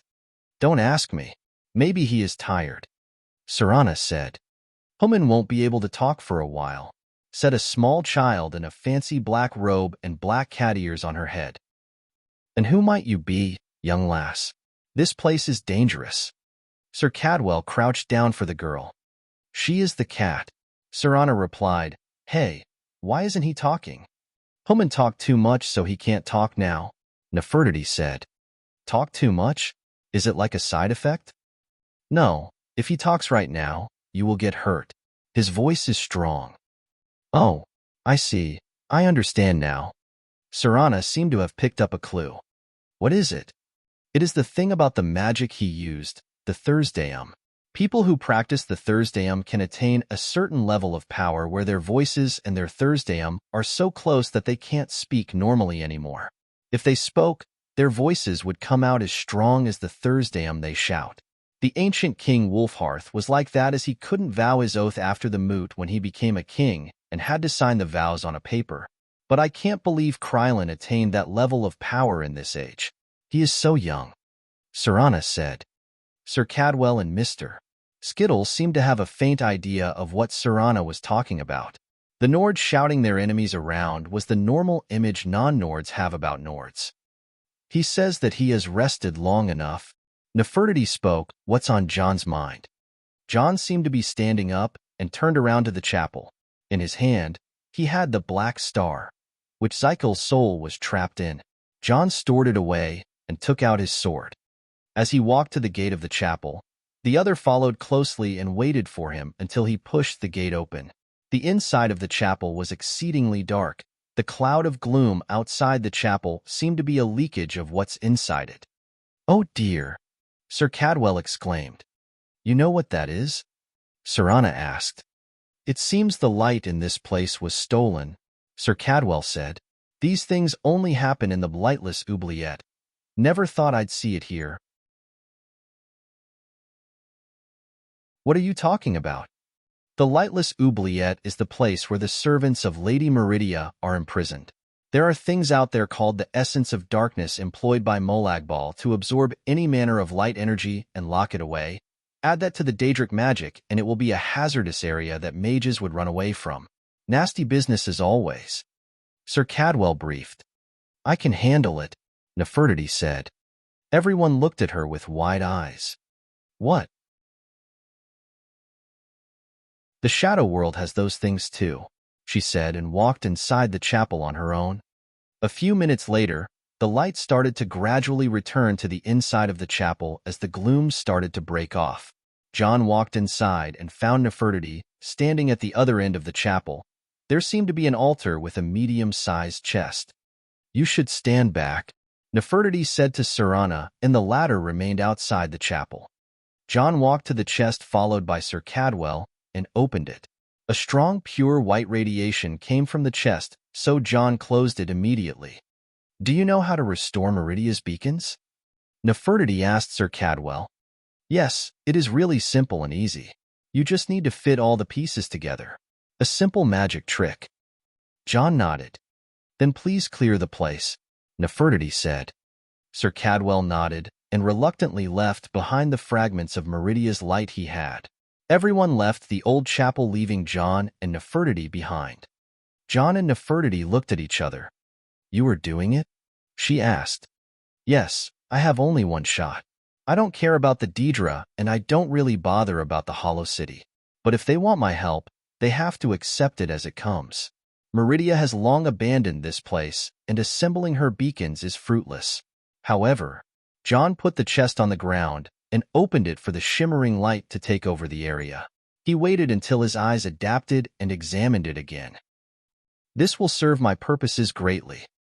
John took out the soul sigil stone, the ebony alloy, Kind's tears, the elder gleam branch, and the elder scroll of sun. Do it, John said, and Nefertiti disappeared from her place, going on an errand he sat for her. Time passed, and the ones outside were oblivious to what is going inside. John's plan was going smoothly. He sat on the ground surrounded by some of the rarest of the rare materials, fragments carrying a crazy supply of the pure energy of life. A special sigil stone that contains the essence of a 1,000 soul, a Daedric alloy made of the hardest metal around the world, sacred flowers with the purification powers of Kind, a branch from the oldest living tree in the world, and an elder scroll. In John's book, those rare beauties were to be handled by absolute carefulness. He touched every piece of those things as if he was touching a virgin maiden waiting for him, while covering her naked body with pure white sheets. In his eyes, each and every piece of those gave off that image. It was as if he was back in his house, surrounded by his girls in the middle of the heat. John sighed and brushed the image away. He hasn't been with them since the day he got captured, and finally, he is this close to return home. First, he took out one of Wolfer's furnaces from the cube and started smelting the ebony alloy following Wolf's instructions. Second, he put the sacred flowers in an alchemy device and started extracting their essence, which came down like white crystal drops. The third was the most crucial step.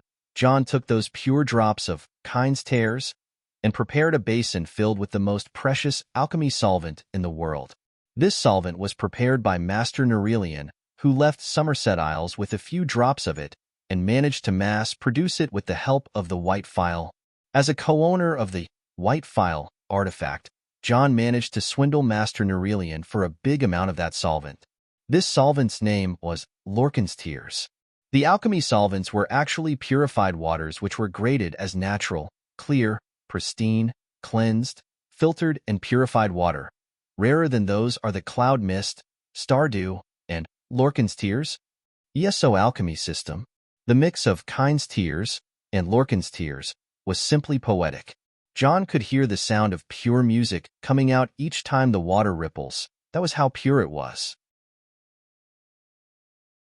With every Kind's Tear drop added to the mix, that water was getting purer and purer until John could feel his soul being stolen away by the miraculous mix. If one puts some rock from the roadside in that water, the rock may turn into silver and the water will never be stained. With the last drop of Kind's tears falling in Lorcan's tears, the mix reached a stage of purity never seen before in the world. Kind's tears may be a sacred flower, but Lorcan's tears are only associated with Lorcan because of how difficult it came to be, and the elves were the ones who called it like that. It was akin to crocodile's tears or canary's milk, as all things impossible to come by. Now that top-grade solvent was outranked by another substance of higher purity, the water that was akin to the pure white crystal, forcing John to call it the crystal ether. John now owns a small basin filled with that substance. He can only imagine what sort of chaos Master Neurelian will make when he sees this.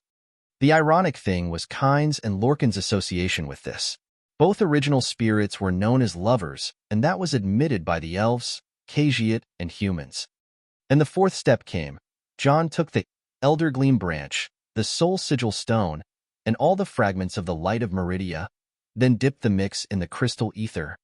He was not trying to do anything other than observing the beauty of how the crystal ether worked. John saw all the dirt, impurities, and negativity in the three items being dissolved, then eaten away. John frowned for a bit. There was no muddiness in the crystal ether thus far, and yet it seemed to be working just fine. He hesitantly took out a finger and dipped it in the water. John didn't feel any wetness on his finger despite feeling the water. He took it out and felt it, but there was no hint of water at all. This has transcended the physics itself. John calmed down, then dipped his whole hand and tried to take out some water with his palm, but somehow the water slid very fast back into the basin. John put his hand again and again, but there was no point.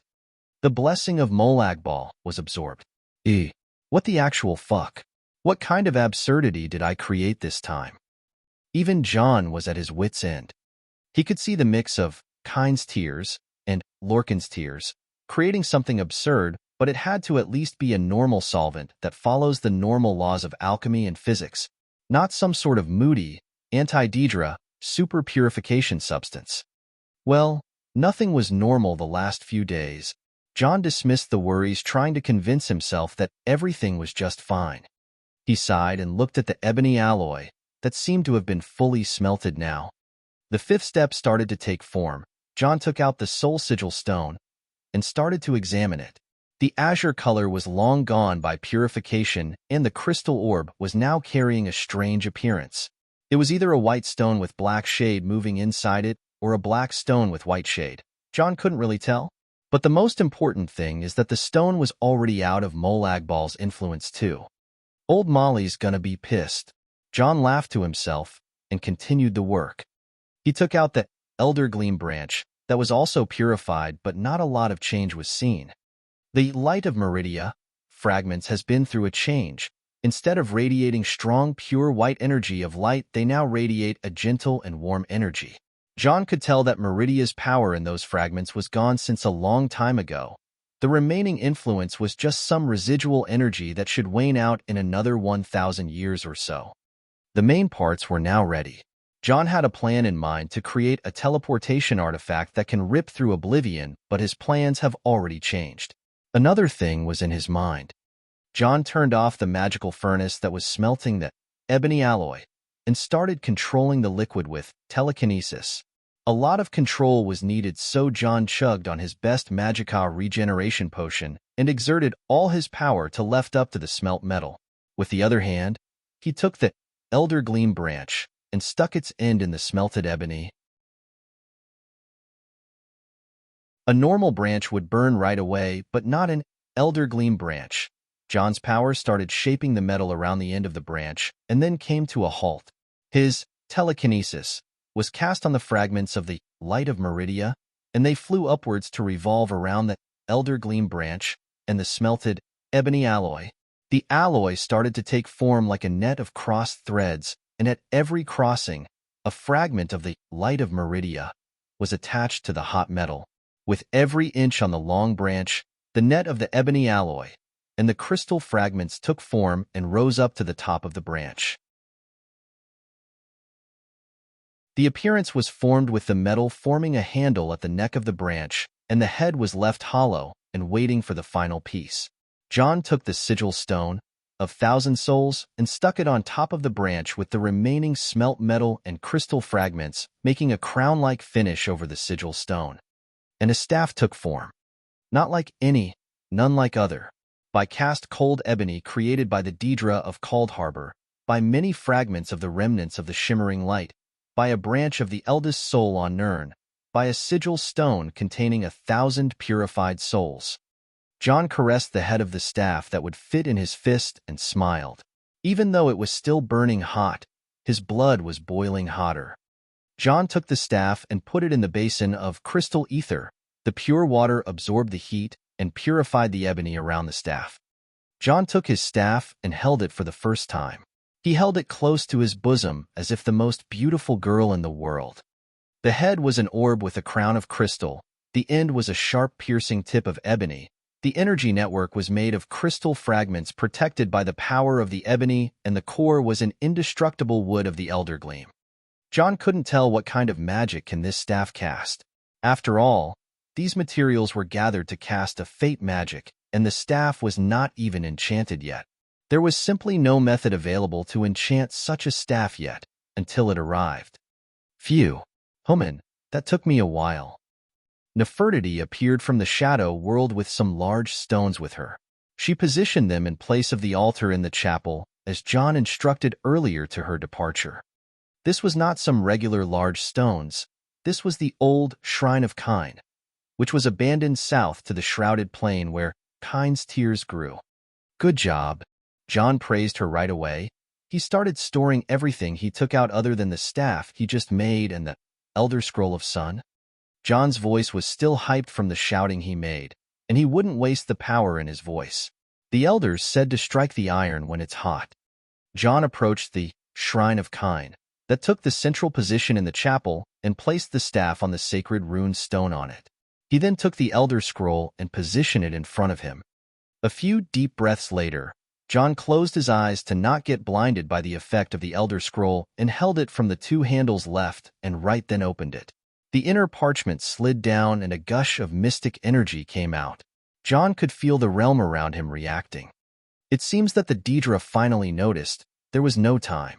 John used the voice and spoke not in the dragon tongue, but in the common one, yet the words came from him like a breath of storm. He was not reading the scroll. He was speaking to it.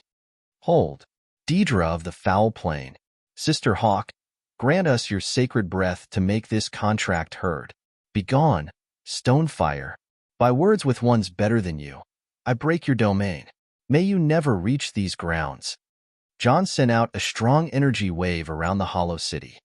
The gloomy sky above the hollow city started to appear blue and clear, as if a hole was torn heaven for the warm light to come down. John was not yet done. Now that he fought off the Daedric influence, he had another thing to do. He turned to the staff and started speaking through the scroll. In the name of Kine, in the name of Shore, in the name of Atmara of old, you are pride, you are the elder staff, you are the staff of magic extremity, you are part of me. John spoke the words and threw out a number of heart stones, then spoke the final word. Gila, enchant.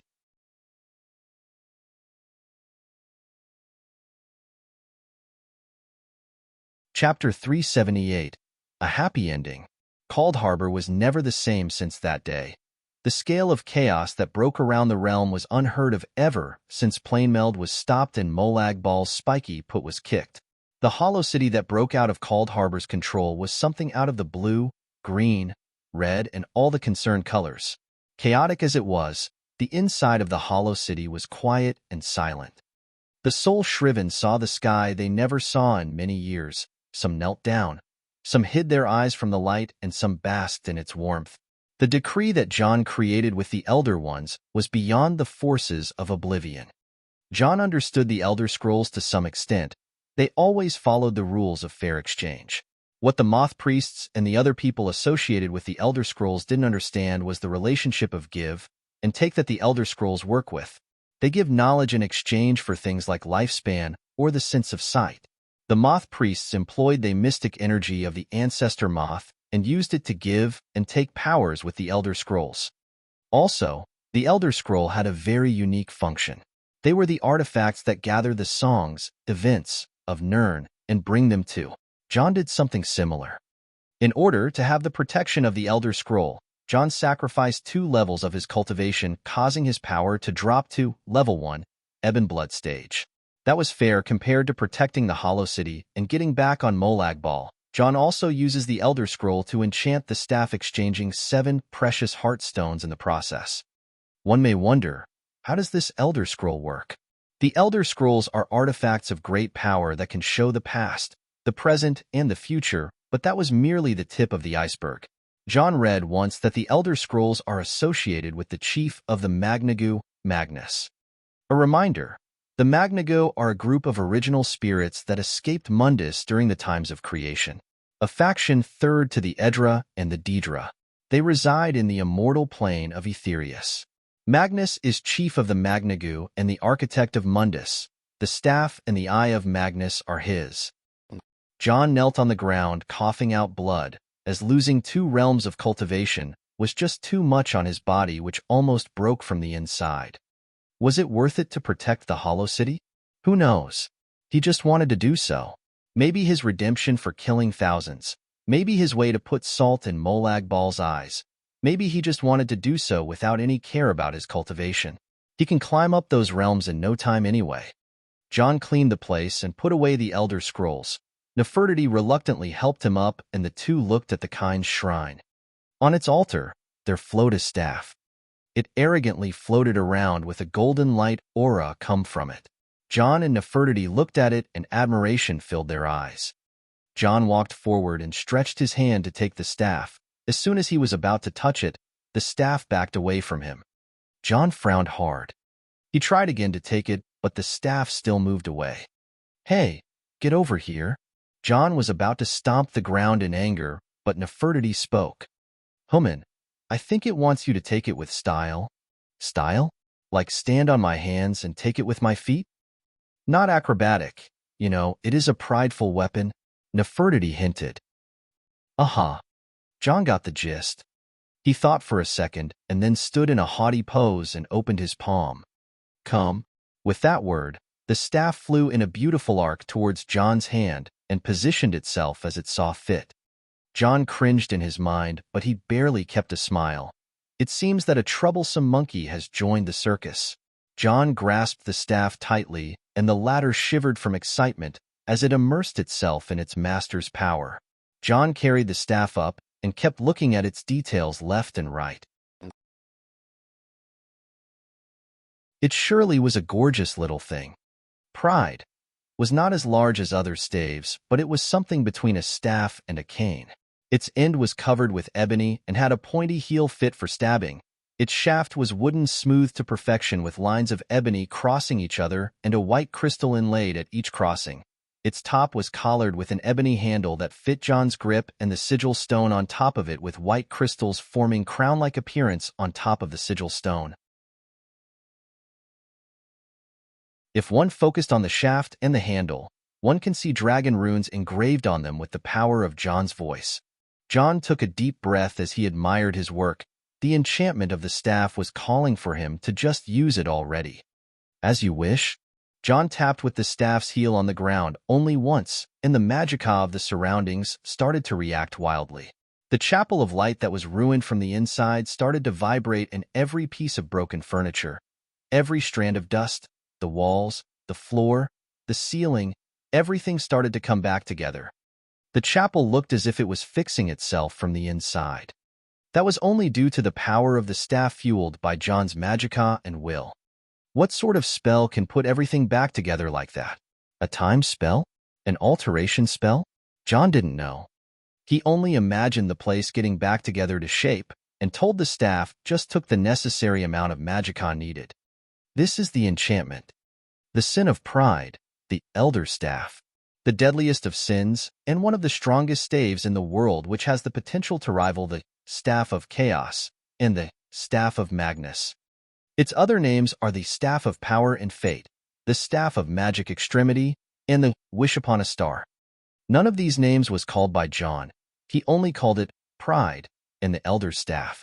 These names were to be later recognized by the Elder Scrolls themselves, but that's a story for another time. John looked around at the interior of the chapel that got its beauty back together and all the dust out. It was truly marvelous. Does this mean I am not cleaning after myself again? Nope. All the toilet paper you savagely murder is your mess to clean. Ugh. Meanie. John ignored the moody cat, and his eyes landed on the staff again. How many enchantments you put on it? One.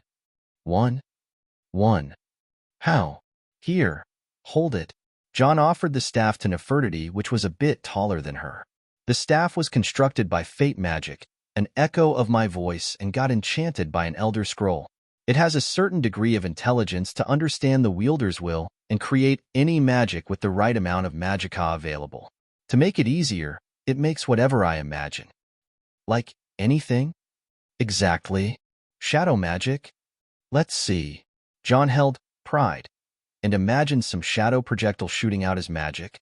And as he wished, several shadow bolts, which Nefertiti usually shoots, were cast towards the ground. Wow. Wind magic. John cast Alina's magic and made the air around move gently. Fish magic.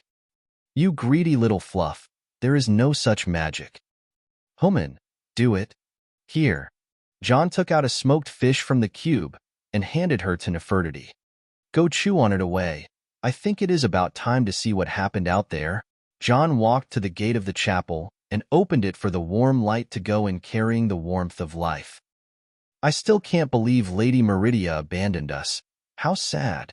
Even though we got on famously, such a charming, lovely woman. What a shame. I don't think your emotions alone would be enough, Sir Cadwell. Meridia demands love, and people loved her not. Her light will never reach them. I get you. Sir Cadwell nodded. At least you returned to me with this. In his hand, there was a white crystal formed from the fragments he gave to John. John made sure to put them back for Cadwell. Anyway, you will be now mayor of this lovely place, so cheer up, John said as he pointed out the new hollow city. Things have indeed changed. Now there was an actual sky in the sky. The air smelled better, and the place was much warmer. When John made a pact with Kine through the Elder Scroll, Kine granted the ground of the hollow city her breath, and it became a realm of its own.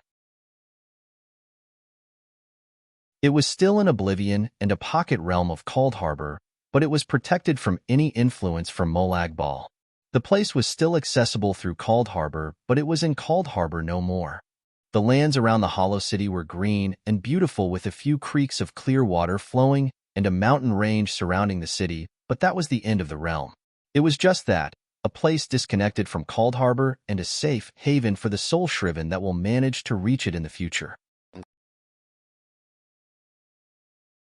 Sir Cadwell looked around the place with John, then shook his head. Tempting offer, Krylin, my boy, but I will decline. If you ask me, it's a dreadfully dull place and a real eyesore at that. Suit yourself. So, what will you be doing? John asked. Well, as you know, I prefer my Cold Harbor with a no Tamriel in it, so I'll be returning there. Maybe I'll look after those who escape the eternal servitude thing and guide them here. A bit of salt in the Daedra's eyes, if you ask me. Haha, my thoughts exactly. Farewell, Sir Cadwell. And fare thee well, Krylin and lovely Anarez. John, Serana, and Mr. Skittles took their leave and gathered around the corpse of the Daedric Titan, Balzar. So, what now, Mr. Krylin? This one has assisted you this far. Are you able to take me back to my home? Mr. Skittles asked. Sure. I have obtained the mean back to Mundus. Do you know the place you want to go? Yes, my hometown Riverhold between the Cyrodiilic Bravel and the Khajiit Rim men. Mr. Skittles said. Good. We will open a portal there after we finish one last errand regarding my friend Anarez here, but before we do that, John said, and took out the Black Star, the unbreakable soul gem that contains Zykel's soul. He pointed the Black Star at the lifeless corpse of the Daedric Titan, Balzar. He let his aura ravage Balzar's vestige and break it in the fight, which means Balzar is no longer there and completely killed. This body of a Daedric Titan is but an empty shell right now. It would be a shame to let it rot. John pointed his staff's head at the black star, which was pointed at the Daedric Titan's corpse, and said the magic word. Rise.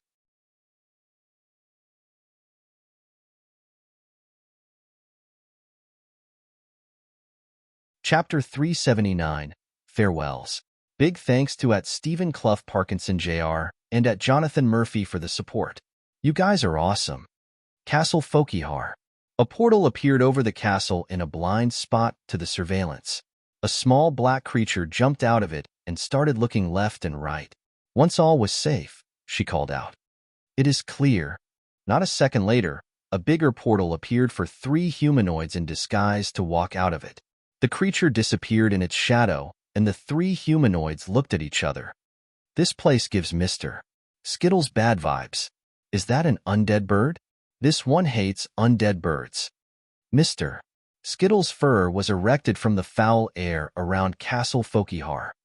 Why are you returning back here? Serana asked John. As I said, one last errand. We can't leave without losing our tail. John said as he waved his staff around, and his eyes started seeing what is inside the castle through the walls. Of course, they were on top of it. John surveyed the situation silently. It seems that Lord Harkon is not here as well as many vampires. The place was a mess, and every one of the lesser and high-ranking vampires were on guard. Even the thralls and the gargoyles were on watch. The place is a mess as a hornet nest, John said with a big smile. Is father here? Of course not. How can he stay home when what is precious to him is missing? John said with a mocking tone. Serana seemed down when she heard that. I am sorry. That was not even funny. It's okay. The awkwardness was a bit unneeded right now. So, what are we going to do? Serana thought. With the mess made by the Sith in Cold Harbor right now, the first place your father will suspect us is where the mess is happening. He even took all the big goons with him. Won't that reveal your identity? If you got caught, I say you kidnapped me, you know? Serana said. How cold. John sighed. Don't worry, I have a good idea, but before that. John waved pride towards the transliminal scanner on top of the watchtower, and the thing moved from its place and flew towards John. John hurriedly took it in the cube. I always wanted to have one of those. Mr. Krylin, you really fit to be a Kajiat, no? Mr. Skittles, it would be an honor. As he got what he wanted, John led the way to the main objective through the roof. Right above the cathedral of the castle, John cast his magic and a gate appeared leading directly to it. John, Serna, and Mr. Skittles jumped down to find themselves in the center of the cathedral. This is... Mr. Skittles was on guard. Some dangerous place, John said, and walked to the shrine at the end of the room. He took a look through the sink filled with the blood that powered the domain of Castle Fokihar and smiled when he sat the deformed Briarheart vine lying dormant and feeding on the high-quality blood. Serana approached and looked at it too. That what you came back for? She asked. Yes, this greedy little thing will the final piece of the puzzle. Lucky for us, Harkon didn't discover it thus far, so we are safe. Right now, I am going to seal that thing in the shrine and erase its presence. The effect will remain for a couple of years at the very least. John said. Meaning? We are sabotaging the domain's source of power without anyone noticing. With this, your father won't be able to employ his domain's powers and travel back to Nirn. Some time of peace for us, after all. We can't let your father chase us all that time or harm my Winterhold when I am not around. John took out the skeleton key and started to apply all sorts of seals on the Briarheart vine and the blood shrine. You really planned it all, Serana said. Charming me with blood, tricking my father that you are fully under his control while showing a facade of resistance, breaking out and making an act, making some absurd things and getting back on a Daedric prince, then coming back and sealing the plan. John smiled behind his mask. What do you think of it? Well played? Indeed. Serana smiled wryly. What's next? We leave a message, then get the hell out of here? John pointed, pride, at the ground, then strong energy of light shot out and started carving the symbol of the Sith Empire on the ground of the cathedral, John left his autograph as Krylin behind too. The light energy was obviously felt by the vampires outside the room. Some of them rushed in with alarming expressions, only to see the strong white light breaking their bodies and turning them to ash. None could survive a blast from the violent light. Damn, reproducing Meridia's energy is very much of a burden. Actually, this staff is really aggressive on Magicka. John had to admit that Pride's power required a lot of Magicka when he cast a spell he doesn't know the principle of. It was a burden yet a fair trade at the same time. I think this is enough as a message, John said and turned to the ones following him. Mr. Skittles, put your hands on the staff and imagine the place you want to go. Don't do anything else. Just that? Yes. Mr. Skittles followed John's instructions and put his hand on Pride. The staff seemed a bit displeased to be touched by someone else other than John, yet John was still feeding it Magicka. As soon as Mr. Skittles' thoughts of his home surfaced, John could pin a certain location on Nern. Here we go. With a strong gush of Magicka, a portal started to form, breaking the laws of the domain which forbade teleportation. The domain shook, but John was more powerful at the point with Pride at hand and the Briarheart vine draining the domain. What is important is that a portal was now open to Nrin. Go. John pushed Mr. Skittles forward, and the latter stepped in the portal. He looked at Serana and gave her a hand, but what he didn't expect happened. I'm sorry, John, Serana said. I think this is as far as your charm go. Well, what? John got flustered right away. Serana and John met eye to eye. He even took off his mask and kept looking at her. Come on, there is no time for that. It's okay, she said. You can go without me. I can't leave. What are you talking about? Your father will be trapped here. Your mother is hidden. The Elder Scroll is with me.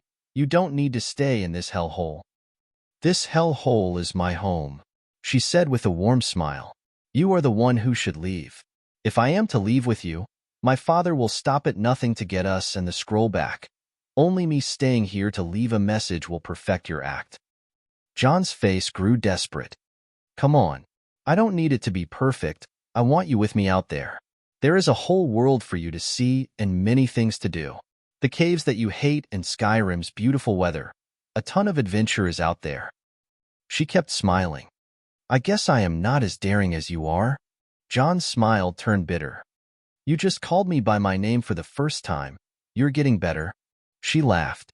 I guess I am still learning, but you need to understand, I can't leave. Not right now. I don't have anyone out there. I'll be lost and I will regret it. I am afraid, John. The places you talk about, the people who wait for you, it won't look good for me to show up with you, not right now. Please. No, I am the one asking. Please, don't do anything rash and go home. I care about you. A lot. You are my first friend out there. We are friends, right? Friend? I will never be friend-zoned by you. John walked closer to her with a calm look. Baby steps, John. Baby steps. She put her hand on his chest to keep him at bay, but it was her who got closer after a second's thought. They looked at each other and smiled. Nothing was there except to stuff that bitterness deep and avert their eyes, but an urge of desire electrified through them, and they got even closer for their lips to print a slow kiss on their others. As they took a distance, John kept looking at her, and she kept looking at him. Tell me, Serana, was my blood that effective? Silly you. Of course not. It tastes sweet though. Damn, and here I thought another sip will change your mind. If things were that simple. Their foreheads touched one another, and they closed their eyes. If something happened to you here, I swear I will tear down this place brick by brick, John said. A strong claim, but don't worry, the castle will be stuck in Coldharbour for 2 years, and I will have plenty of time to read books and go around the place. Maybe I will go and visit the Hollow City and Sir Cadwell now that everything looks bright. Okay, I never thought you would want to stay behind. Time to go, John. You can go and halt the prophecy for a couple of years, right? Whatever you wish for, my cute little fangs. John took a few steps back without turning. They smiled at each other, and she nodded to him. As soon as his hand touched the portal, he was sucked through and the portal closed itself. Serana kept looking at the place where John disappeared and kept silent for a few minutes before taking a deep breath and looking around the place. She felt a strong surge of regret, but it was too late, and she had to do so. Feeling an aura approaching, she evoked a strong flame spell on her hand, then pointed it at herself. "That's gonna hurt," she said, and detonated the spell on her body. "That should make things believable." Tamriel, elsewhere. John walked out of the portal only for his face to be assaulted by a strong heat wave and a lot of sand.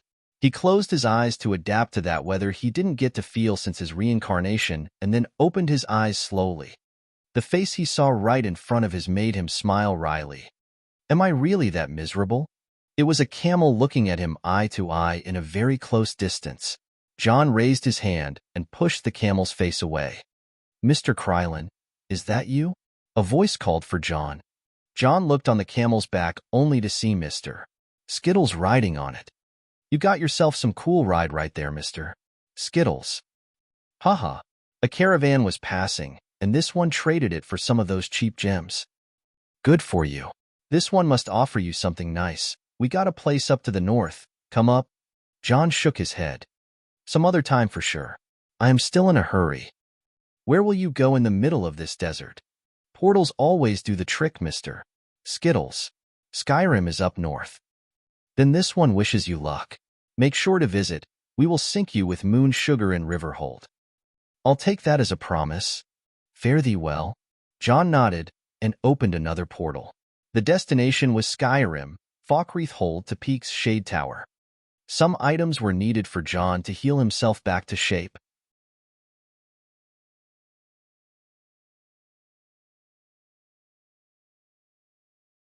Chapter 380, Hiring a Mercenary.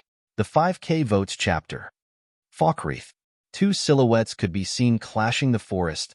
The sound of their blades crossing each other was akin to the sound of a high-pitched, untasteful music. One side was moving leisurely, while the other was retreating, while clenching his teeth. The fight was completely one-sided, and the chaser was playing with his opponent like a child. "Not fair. Damn it. Not fair. You started it." The first voice was that of a Breton youth, and the second was John's. The Breton youth who was fighting John while jumping nimbly from one place to the other was totally fed up with John's attitude. "Listen, laborer of Azura. I was told to bring that, and I am sure it doesn't involve your labor. Can I just—" "No." John cut the youth's words short as he unleashed an energy attack from Bloodskull. "Stop it. Fuck." And the chase kept going. "It would be easier for you if you tell me how do you know about me, and how did you find out what I was looking for? Also, hand it over." "In your dreams. Do you really want to go through that all over again?" John smiled and launched his sword towards the Breton youth. The latter was jumping away and had no use of evading midair. He only used his blade and hit John's sword to give himself some space to evade and landed with a backflip. As the youth was about to run again, his own shadow assaulted him and he tripped on the ground. John landed beside the youth and tossed greed at him completely to immobilize the annoying Breton. "Thanks, Manmare. You really saved me a lot of time digging around." John looked at the silver-haired Breton and thanked him with a flick to the forehead. "KSK, give that back." The Breton was completely enraged by John's action and started shouting, but he was already in the grasps of greed. John took out a small wooden box and opened it to find a Dwemer device that looked like the Haven Cube. It was called the Attunement Crystal. It was the reason why John chose to make a stop at Falkreath before heading back home. John flipped his hand and the Attunement Crystal disappeared in the cube, like a magic trick. John winked to the Breton and then looked around. "You can show yourself now. I know you are around."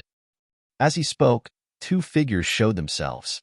The first was a human woman who was also a Breton, short black hair and black makeup on her pale skin. She was wearing a very revealing gypsy dress and many accessories. The second was none other than John's prophet, Arania Ionith, the priestess of Azura. "I suppose that answers some questions," John said as he saw Arania showing up. "Now, will you be so kind and tell me why are you interfering in my business?" His aura locked on the two women, showing no mercy towards them. Seems like the Daedra were trying to sabotage his plans for some reason. John recalled what happened just some time ago. An hour ago, when he arrived through a portal to Falkreath, he had a plan in his mind to look for a certain thing hidden on an old skeleton that was somewhere around Peak's Shade Tower. As soon as he spread his magicka to search, he found a certain person digging through the ground and taking hold of the attunement crystal he was after. John couldn't tell how someone beat him to something none should know about, as it was some of the official mods he added to his game before, but he wasn't going to let it go. It also seemed that the other party was expecting his arrival as soon as he detected John's magicka. That man was a Breton who was a cut above the rest among his own kin. He was tall and buff like a Greek god with silver hair and piercing blue eyes. He looked a bit older than John with the beard and all that, but the age difference wasn't that vast. As a fearsome warrior as the Breton is, he was also an unbelievably strong conjurer that shocked John for sure. He could conjure a group of Dremora that dressed in a unique Spartan fashion and fought as a well-trained battalion.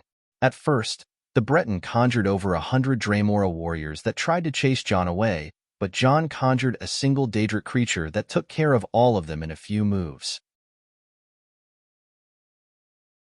The Breton was shocked senseless and tried to escape from John, but the latter was as playful as ever and stopped him. In the end, retrieving the attunement crystal and revealing the presence of the two women that seemed to be following. "So this is the laborer of Azura?" The strange woman spoke with playful eyes. "Yes, he is also a dangerous man. Please control your actions." Priestess Arania said. "Am I some zoo animal? Why do I feel like some zoo animal?" John asked himself, then looked at Arania. "I think I asked you a question just now. Why are you people interfering in my business?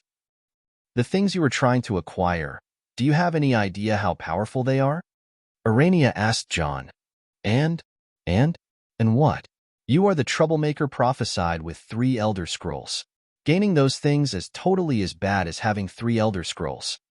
Ha ha ha. So Azura was up to the thing I am about to do? What? Is she afraid that I might break the pact between me and her to not continue the labor? John laughed and said. Arania looked at John with wide eyes, then took a few seconds to calm down. Yes, among other things. You are far too reckless to hold those items. What happened in Coldharbour has already reached the ears of the other Daedric princes. Really? But that has nothing to do with me. It is all those Sith people. John said with a sly smile. We know. Those Sith, or whatever, are being searched for by the forces of Oblivion for now. You are the last man who saw them, if I am not wrong. Well, as you see, they helped me escape to Molagbal and the vampires, so our deal was to keep things hush-hush. I gave my word. John's conversation with Arania made the other 2 present people frown. There is a way to break the Pact of the Labors? The man said. What foul method is that? The woman asked. John looked at them with a smile. Will you please introduce us? Arania sighed and nodded. This woman is known as the Gypsy, and that man is called Brahm of Johanna, a mercenary active around Markarth and Solitude. He is a laborer, and she is his prophet. I see. Wait. Brahm of Johanna, a mercenary. I remember now. Brahm of the Daedric band. Was it you? John looked at the famous mercenary who was being hanged by greed on a tree. Brahm the Breton, a sponsored character by Mr. MacGuffin. Can you at least give me some dignity back? Brahm asked. Nope. TSK, hey, you said something about breaking the Pact of the Labor, right? Can you really do that? Not really. I am not planning to do it anyway, but I think it is possible when someone attains a certain level of power. The prophet of yours should at least know that, right? John said and looked at the woman called the Gypsy. I don't know what you are talking about. The woman snorted and looked away. Figures. What Daedra is that woman associated with? John asked. The Gypsy is a priestess of Sanguine, the Daedric prince of hedonistic revelry, debauchery and passionate indulgences of darker natures. Arania said. Well, charmed. Charmed indeed. John made an understanding face. You too. Handsome, the Gypsy winked at John. Sanguine was the Daedric prince associated with prostitutes, so a priestess in his service should be at least this much. I think I get it now. Why would our friend Brom here is able to summon Dremora that skillfully? You are the keeper of the rose, right? John said as he commanded Greed to search Brom. Indeed, and there it was. Greed took out a rose with 2 leaves and a lot of red petals. It looked an ordinary rose at first, but John took out Pride and dispelled the cloaking magic on the rose, showing its true form. The rose enlarged and turned into a staff with green shaft and a rose as a head. Sanguine's Rose, an artifact that can summon Dremora and completely subdue them. It can also enhance the number of the summons. Not a really powerful artifact except for the part where it makes Dremora really polite. No mage cares about that though. John let down Brom from the binding of Greed and gave him Sanguine's Rose back. So, why did Azura send Sanguine's laborer after me? John asked. It was Lord Sanguine himself. You see, he put a bet against you, and for some reason, he wanted you to not have that thing, the gypsy woman said. Oh, Sanguine bet against me too. Now I have Malakath, Maroon's Dagon, Molagbal, and Sanguine up my ass. Who else is there to worry about, Arania? John asked. I don't know, but I know that you got the support of Shiagarath, Bothia, Mephala, Vermina, and Herson. Why does this feel like a talent show? Whatever. I am off, John said, and proceeded to open a portal, but he stopped before doing so. Hey, mercenary, he called Brom. What? You can command those Dremora properly, right? He asked. KSK. Just to let you know, I am called the one-man army. Whatever that creature you conjured, it was unfair. Brom shouted. Haha, sorry about that. He is still getting used to his new body. John said, I have an offer to you. An offer? Yep, there is a fight that is about to break out in Winterhold tomorrow. I don't know the scale, but it is big. I'll hire you, 500 septims per day. 500? Brom gasped. Hey, your labor is to take that crystal from him. The gypsy shouted at Brom. Brom looked at her, but his eyes were turning into $. He was completely in for the offer. And as a bonus, I will give you this crystal to finish your labor when I am done with it. You game? John took Brom by the shoulder and added him the offer. I'm game, Chief. Brom's attitude turned immediately. Call me boss. Boss.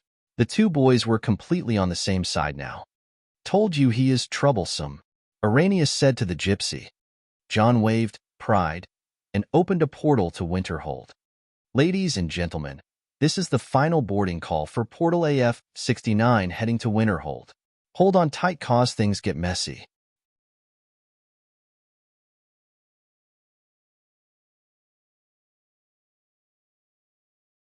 Chapter 381, Skyrim's Most Wanted. Hun Kal Zoar. Hero, champion, legend. At Exacting Spoon has arrived from the halls of Shore. All hail.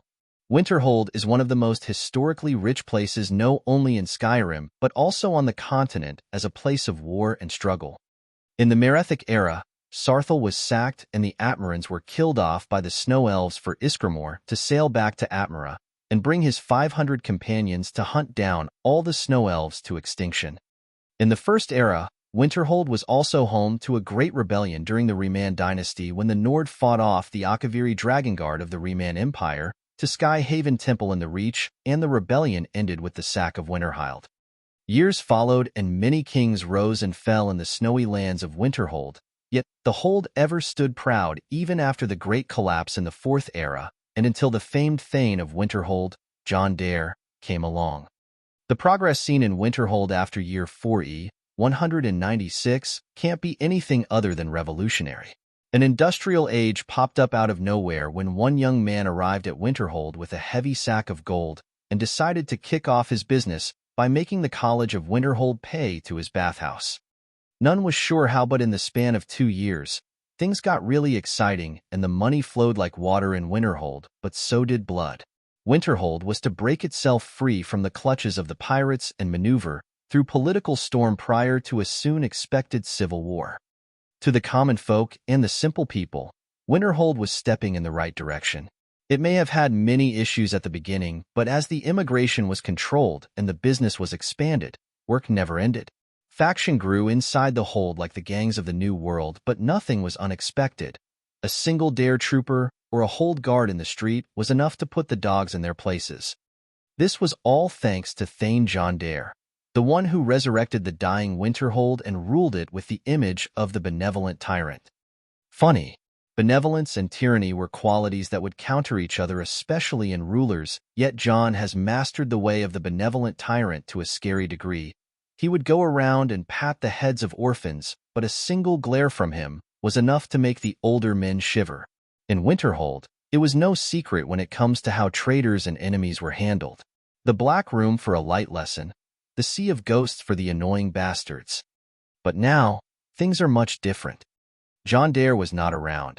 He was presumed dead, and then rumors spread about him being captured by an evil cult.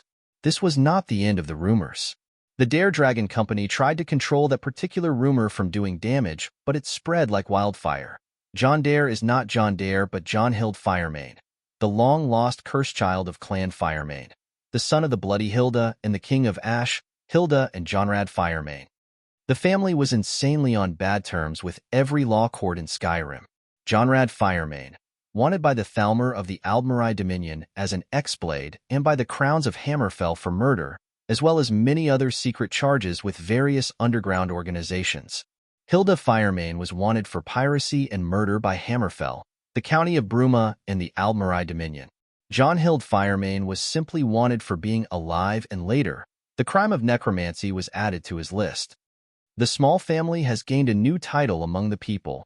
They are now called Skyrim's Most Wanted. Indeed, there was a fierce competition between the father, mother, and son trio on whose bounty was higher, and all conquered the 3 top spots with 12,000 septim for Hilda, 14,000 for Jonrad, and 18,000 for John, giving him a bounty higher than that of a mad giant horde, which was 15,000. Of course, not all courts in Skyrim could hang such a bounty.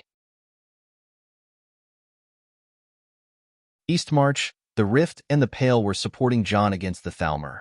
The Reach and Hafingar, Jalmarch, and Whiterun holds didn't even bother commenting and dropped the charges and the bounty without a second thought. Only Falkreath put on the wanted posters for one day, then dropped them the next day after Falk Firebeard appearing with a grim face in front of the Jarl's Longhouse. Outside Skyrim, the forces associated with the matter showed various responses.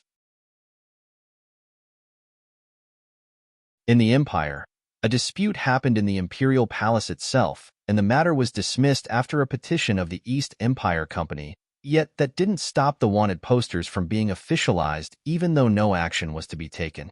In Morrowind, the Redoran government didn't even acknowledge the crimes. In Somerset Isles, a force consisted of several Thalmor archwizards took a long-scale portal to the Aldmeri Dominion territory in Tinith and are expected to arrive in Skyrim once they recover their magicka by the next day. Alina sat behind the CEO's desk, organizing the reports in front of her with a grim face. Her father Sigurd stood beside the window gazing at the town from John's high office, while Jonrad was silently closing his eyes while sitting on a chair at the corner. So, these are the demands? I expected something as extreme as cut off your heads and present them on plates of silver, Sigurd said. It is not much different than what they demanded 15 years ago, Jonrad calmly replied. The two were talking about the list of the demands presented by the messenger that arrived in Winterhold yesterday. A lot has happened. Ever since John's kidnapping accident, putting off the fire resulted by the rumors was all that the Dare Dragon Company, the Firemans, and the Moonblades were focusing on. The populace in Winterhold was at a climax point of tension, and things may turn chaotic any second. The problem with Winterhold was its fast growth in population. Those people who came from everywhere were not like the loyal locals of Winterhold, and a single bad thing may cause them to pack and leave.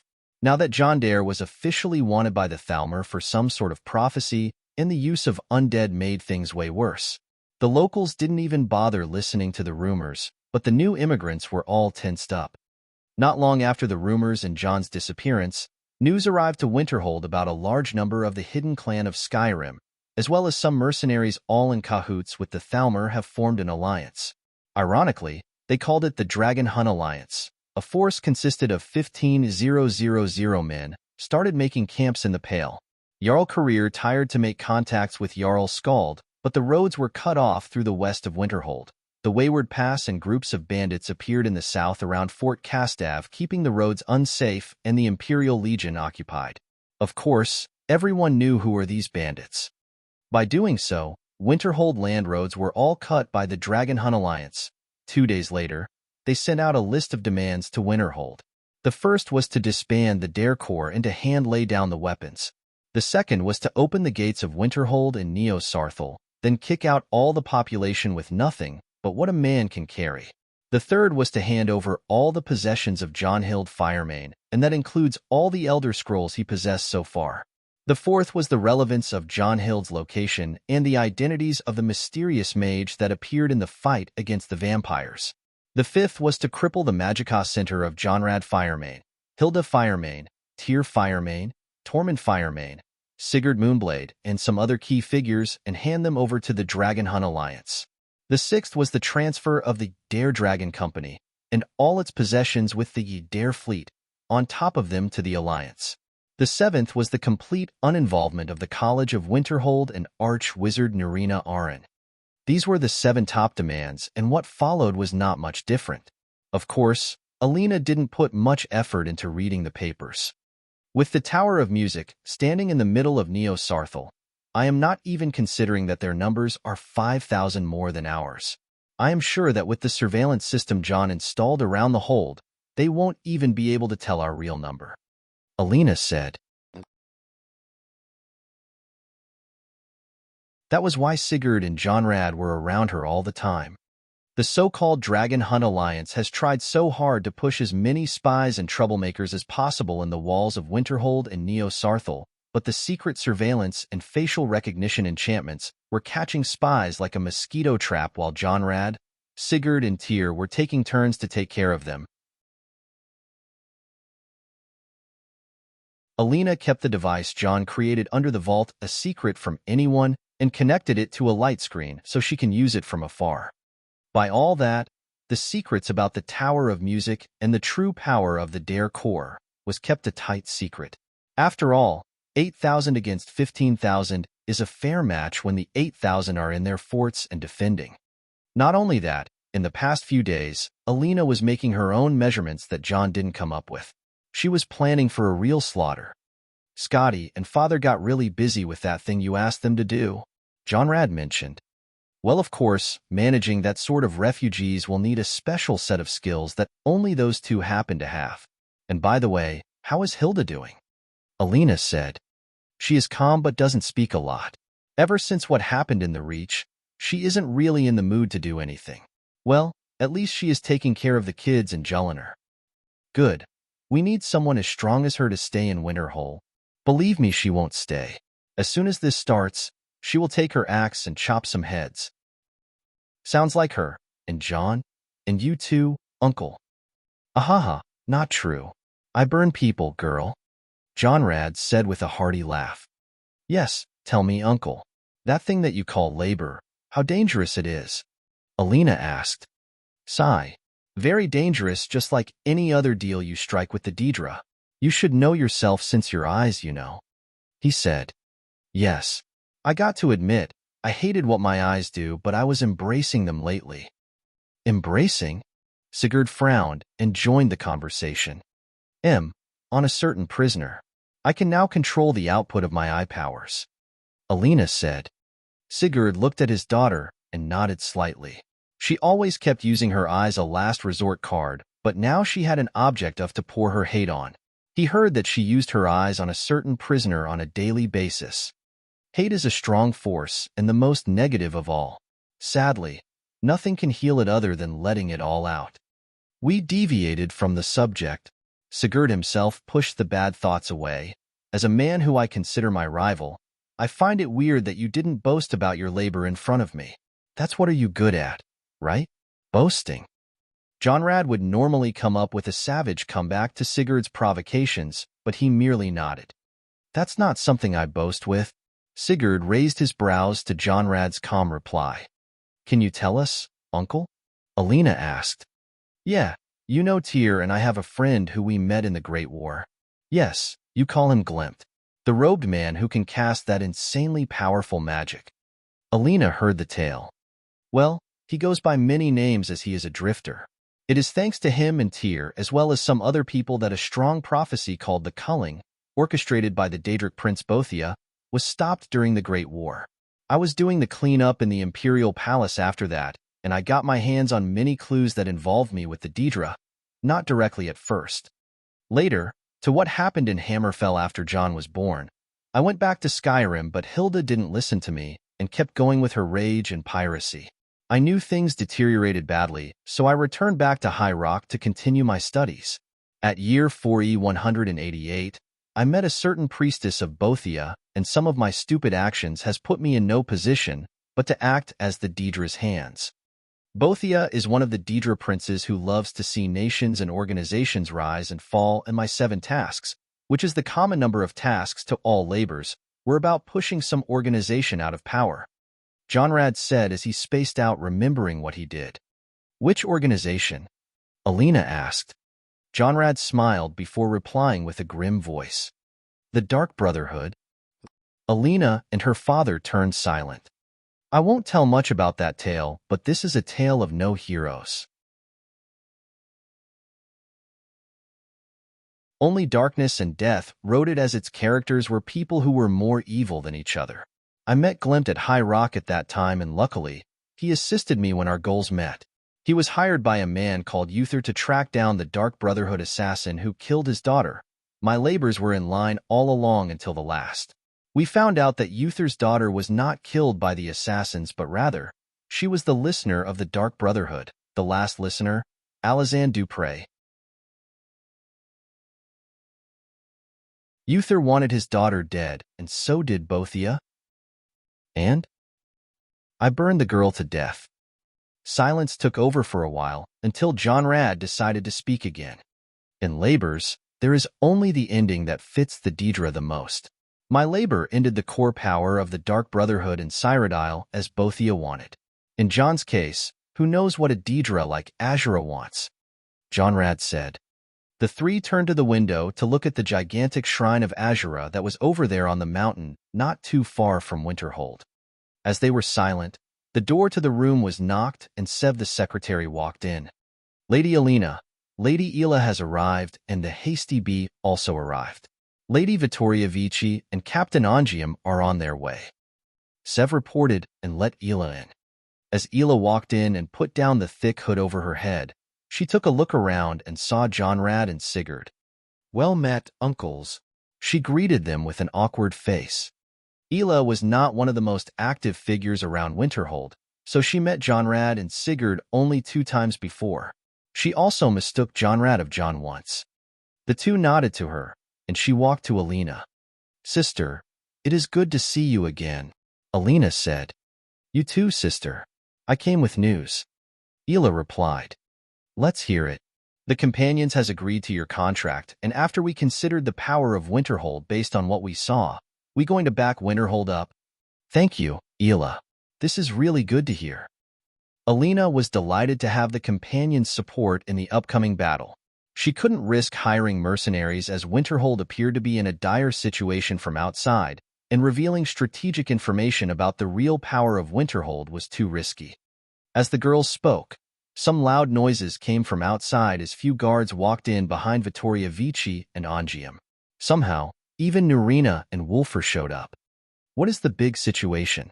Ela asked. Something that John asked for, Alina said, and received the people coming in the room. The guards put down a medium-sized chest and left the room. Alina closed the door herself and sealed the room with a spell. So, girl, is that it? Nurina asked Vittoria. Yes, this is the item John wanted. I can't believe we actually managed to pull that one off. Vittoria said with a pale face. Relax, no one could even find out that it disappeared, and no one even found out that we were in Morrowind, Angium said. You had the best of Team Zero, with you after all, Wolfer remarked. Still, I am surprised. One needs a really strong nerve to steal one of Morrowind's national treasures, Jonrad said. National treasure? Ela was the only one who didn't know what's going on. Right? I told you a week ago that John wanted a certain item from the city of Blacklight, the capital of Morrowind. Alina said. Yes, you said Captain Angium and Miss Vici were on it. Ela confirmed. Well, we had to steal it as negotiations would take weeks. Vittoria was still pale. Open the chest. Nerina seemed eager to see what's inside. Nerina nodded and used the spell that can unlock the containment chest. While holding their breath, the 8 people in the room held their breath as they looked inside. A dagger? Ela raised her brows as she saw the dagger made of a Dwemer metal handle and a blue crystal blade. Not just any dagger, but officially the most dangerous dagger in the world. Alina said, Ladies and gentlemen, I present to you, Keening.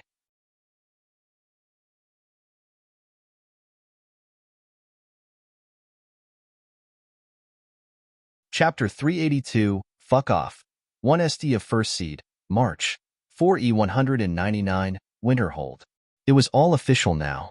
The forces of the so-called Dragon Hunt Alliance have marched in the hold of Winterhold from the west, and will arrive at Neo-Sarthal by tomorrow. The Jarl and the DDC, Dare Dragon Company, have issued a warning and let everyone behind the walls. The 3 main settlements of Winterhold City, Sarthal Fortress and Whispering Town, have all fortified themselves according to regulations and the drills which were installed in case things like that happened. The main battlefield was, of course, going to be west to Neo-Sarthal. Winterhold's landscape was a really good factor, and its supportive role is critical in the defensive plan. As the hold was really tight on roads, especially in the eastern side, an army of 15,000 can only move in a large field, or it would lose the numerical advantage. This made both Winterhold City and the Whispering Town safe for now. Of course, the defense forces of Winterhold had to be ready for any fast raids from the back if the enemy wanted to send an attachment through the mountain roads. That's why Alina made sure to leave a 1,000 Dare trooper in a fortified area near the Whispering Town and Winterhold City to protect the south.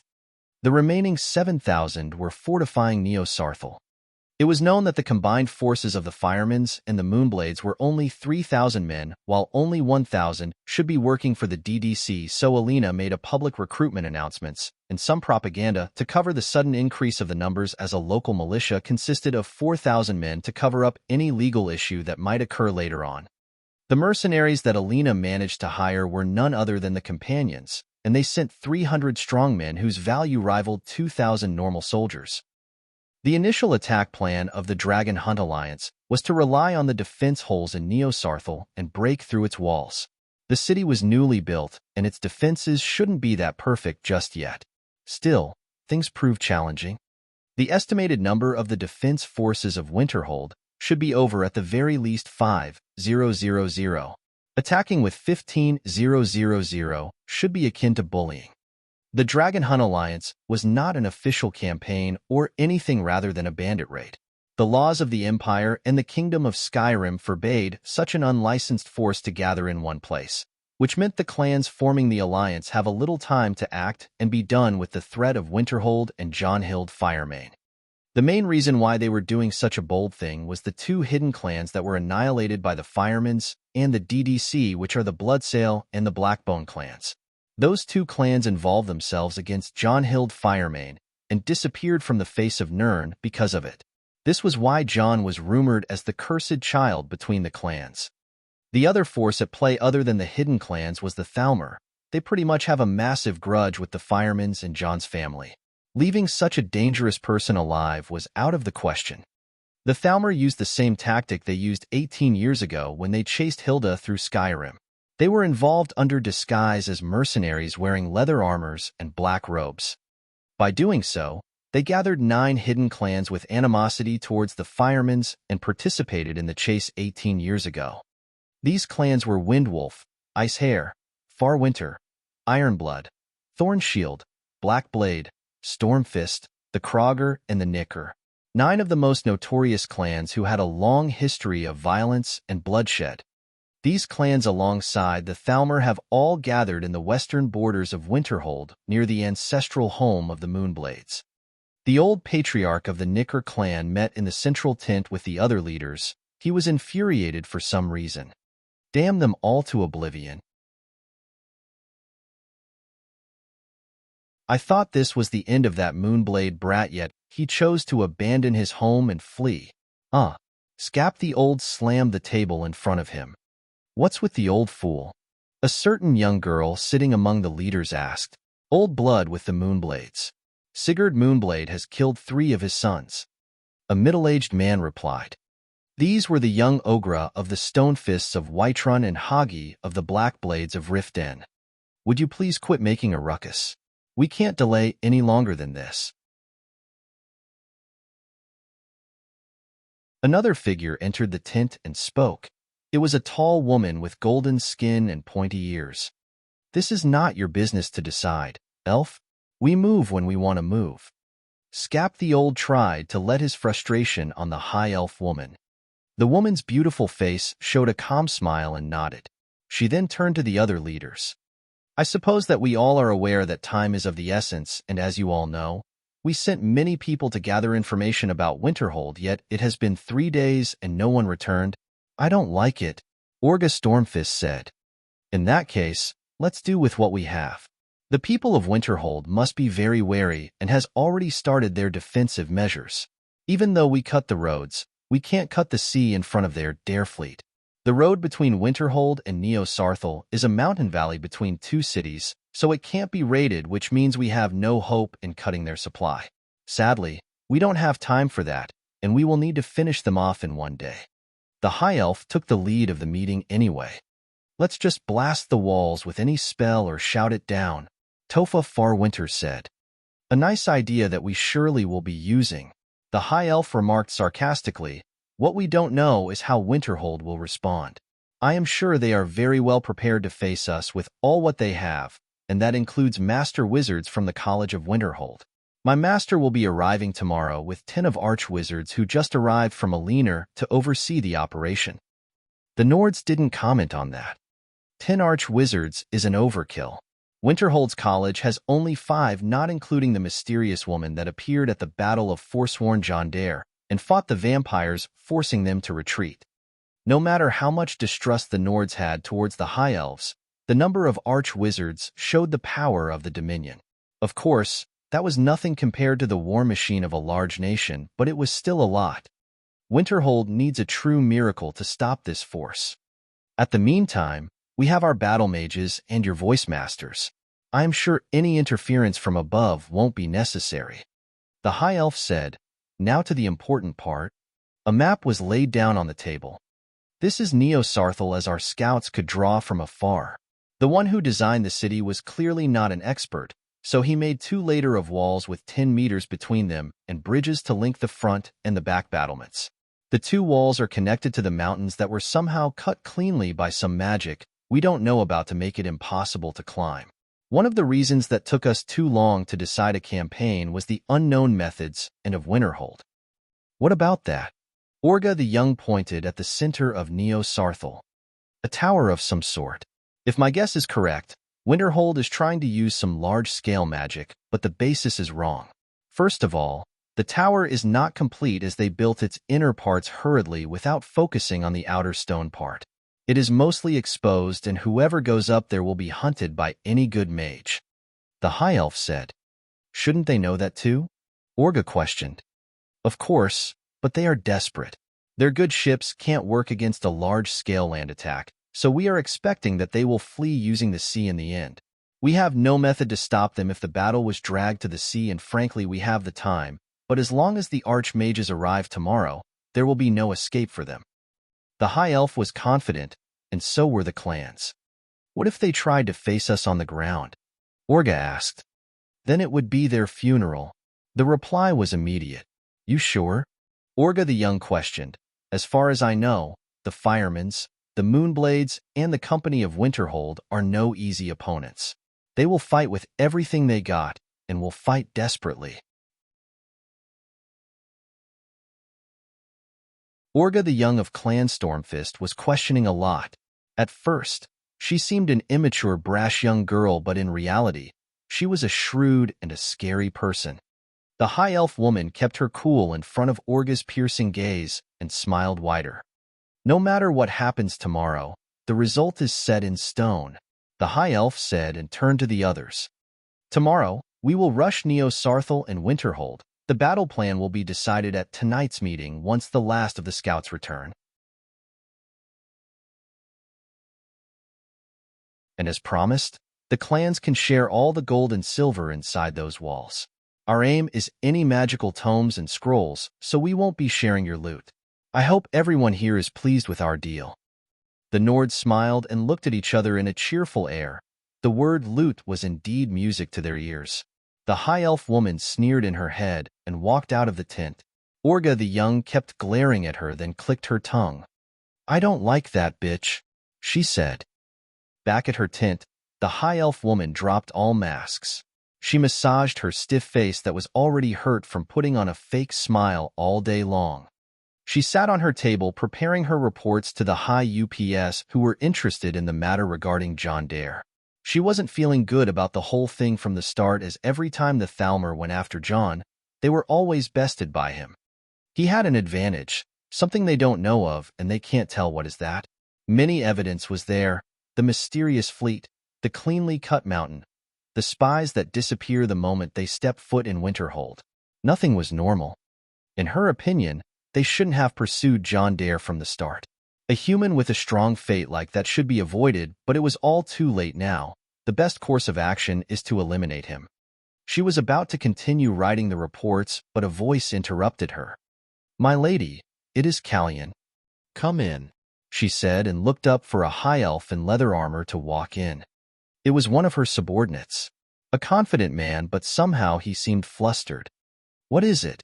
She asked. My lady. John Fireman was sighted in Winterhold. What? She jumped up from her chair with her eyes wide open. He is here? The vampires let him go, or did he escape? The high elf woman didn't know how to react, but she remembered something. Wait, how can that be? Haven't all our spies get caught? Yes. It was not the spies' report. It was the scouts. The scouts? What was strange about it was that the scouts were mostly stationed a mile away from Neo-Sarthal, and Winterhold hid in the terrain, and using their spyglasses to monitor the enemy. Yes, he was very notable as he made a flashy entrance. A flashy entrance. The woman was taken aback. The fool. He should have kept himself hidden if he wanted to fight us seriously. Well, here is the thing. The scout said that John Fireman looked at him right in the eye from a mile away then. He made a rude sign. A rude sign? Yes, a middle finger sign. Ah, you mean he flipped the bird? My lady. I was once a soldier, Callian. Don't worry about it. So, is there anything else? Callian. Excuse me, my lady. He left a message for you. Who? John Fireman? For me? She was taken aback once again. Where is it? Callian felt awkward before replying. In the sky, my lady. He wrote it with some magic. The woman narrowed her eyes and stood up. She walked out of her tent to see Orga the Young waiting for her. So, if it is not her ladyship. Ahahaha. I knew something was wrong about you. Orga laughed hard as she pointed to the sky. Indeed, there was a red cloud formed as words flying towards the Dragon Hunt Alliance camp. The words were clear as day. Fuck off, Elenwen. Elenwen's face froze.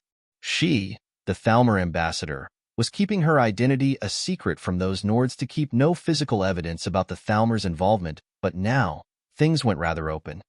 Her stiffened expressions became indifferent as she looked away. John Dare indeed. I'll fucking kill you.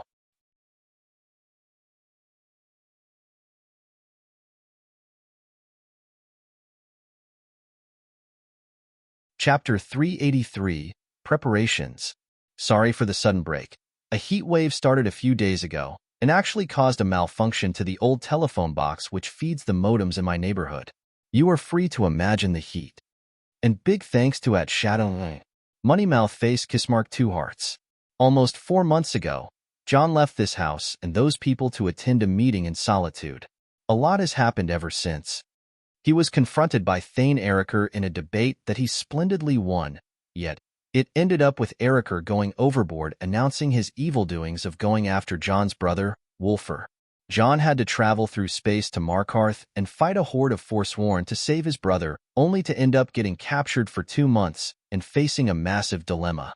Even though it was a predicament, the experience John's gained was massive, and he got a huge insight into his power serving as a period of training his body and reaching a high level of understanding. As John started to heal up and get back on his enemies, he was captured once again by vampires and got dragged to Cold Harbor only to put his effort in creating one crazy artifact to escape the place. Now, he was sitting on his bed surrounded by all his family and friends in a heated reunion. Hilda cried too much as she looked at his sorry state. John didn't hide his injuries anymore and told what happened to him, how his labors started and how he is handling them. Nurina would have whacked him with her staff in a fit of anger, but she was silent as a stone. John knew why. She had a traumatic experience with the Daedra when she was young, something that she can never forget or forgive the Daedra and would never get them involved in her family. Knowing that John was on good and bad terms with some Daedra made her just stay silent. He had a troublesome fate, and she already saw this one coming. She also knew that he possessed the skull of corruption, and always wanted him to abandon the damned staff, but she trusted him to do the right thing on his own.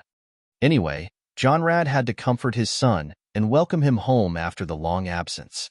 Some tears were shed and some laughs sounded, and the mood finally reached a point of stillness.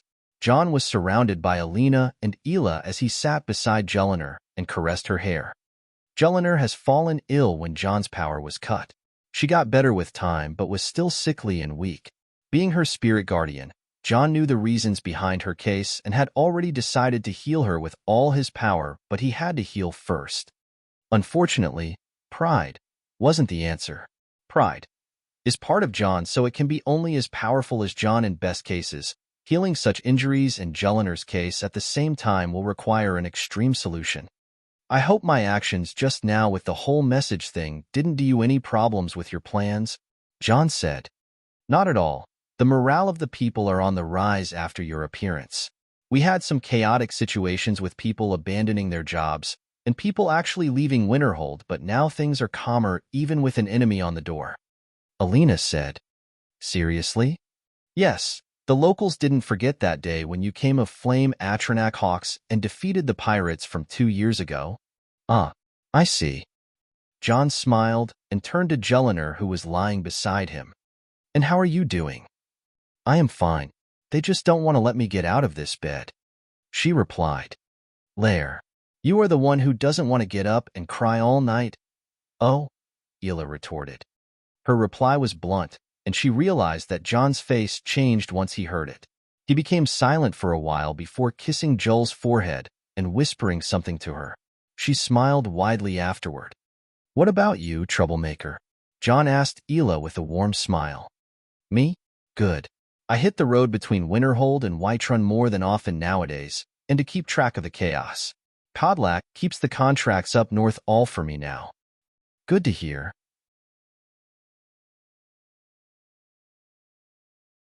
John patted her head and stood up. Where are you going? Joel asked. Keep resting. There is a lot of things need to be done, he said as he turned around. There is a lot of things that need to be done. I am sorry to involve you in this shit show, but we are going to end it. The ones he spoke to were Jonrad, Hilda, Nurina, Sigurd, Tormund, Jenna, and Wulfur. What do you have in mind? Wulfur asked. My plans are mostly regarding my own. I gave total control to Alina. John nonchalantly said. Wait, what do you mean? Alina asked. I am pretty much not experienced with rallying men and making a strategy unless it is a street fight or ordering around my undead. Armies are not my cup of tea, so I'll leave it to you and I will act as the mascot. John patted Alina's shoulder. What about the men? Everyone is now expecting you to come out and drive away the enemies with a big spell or some shout. A big spell? You already have the Tower of Music functioning, right? Yeah. Its basic function is amazing on its own, but the function we need to activate will need this. Here you go. Whoa. John took something and put it in Alina's hand. Literally, everyone in the room jumped away when they saw it. What? John tilted his head innocently. Alina's eyes went blank the moment she was handed that thing casually. That is. Yeah. Why is it here? I took it with me. Boy, you escaped the vampires with that?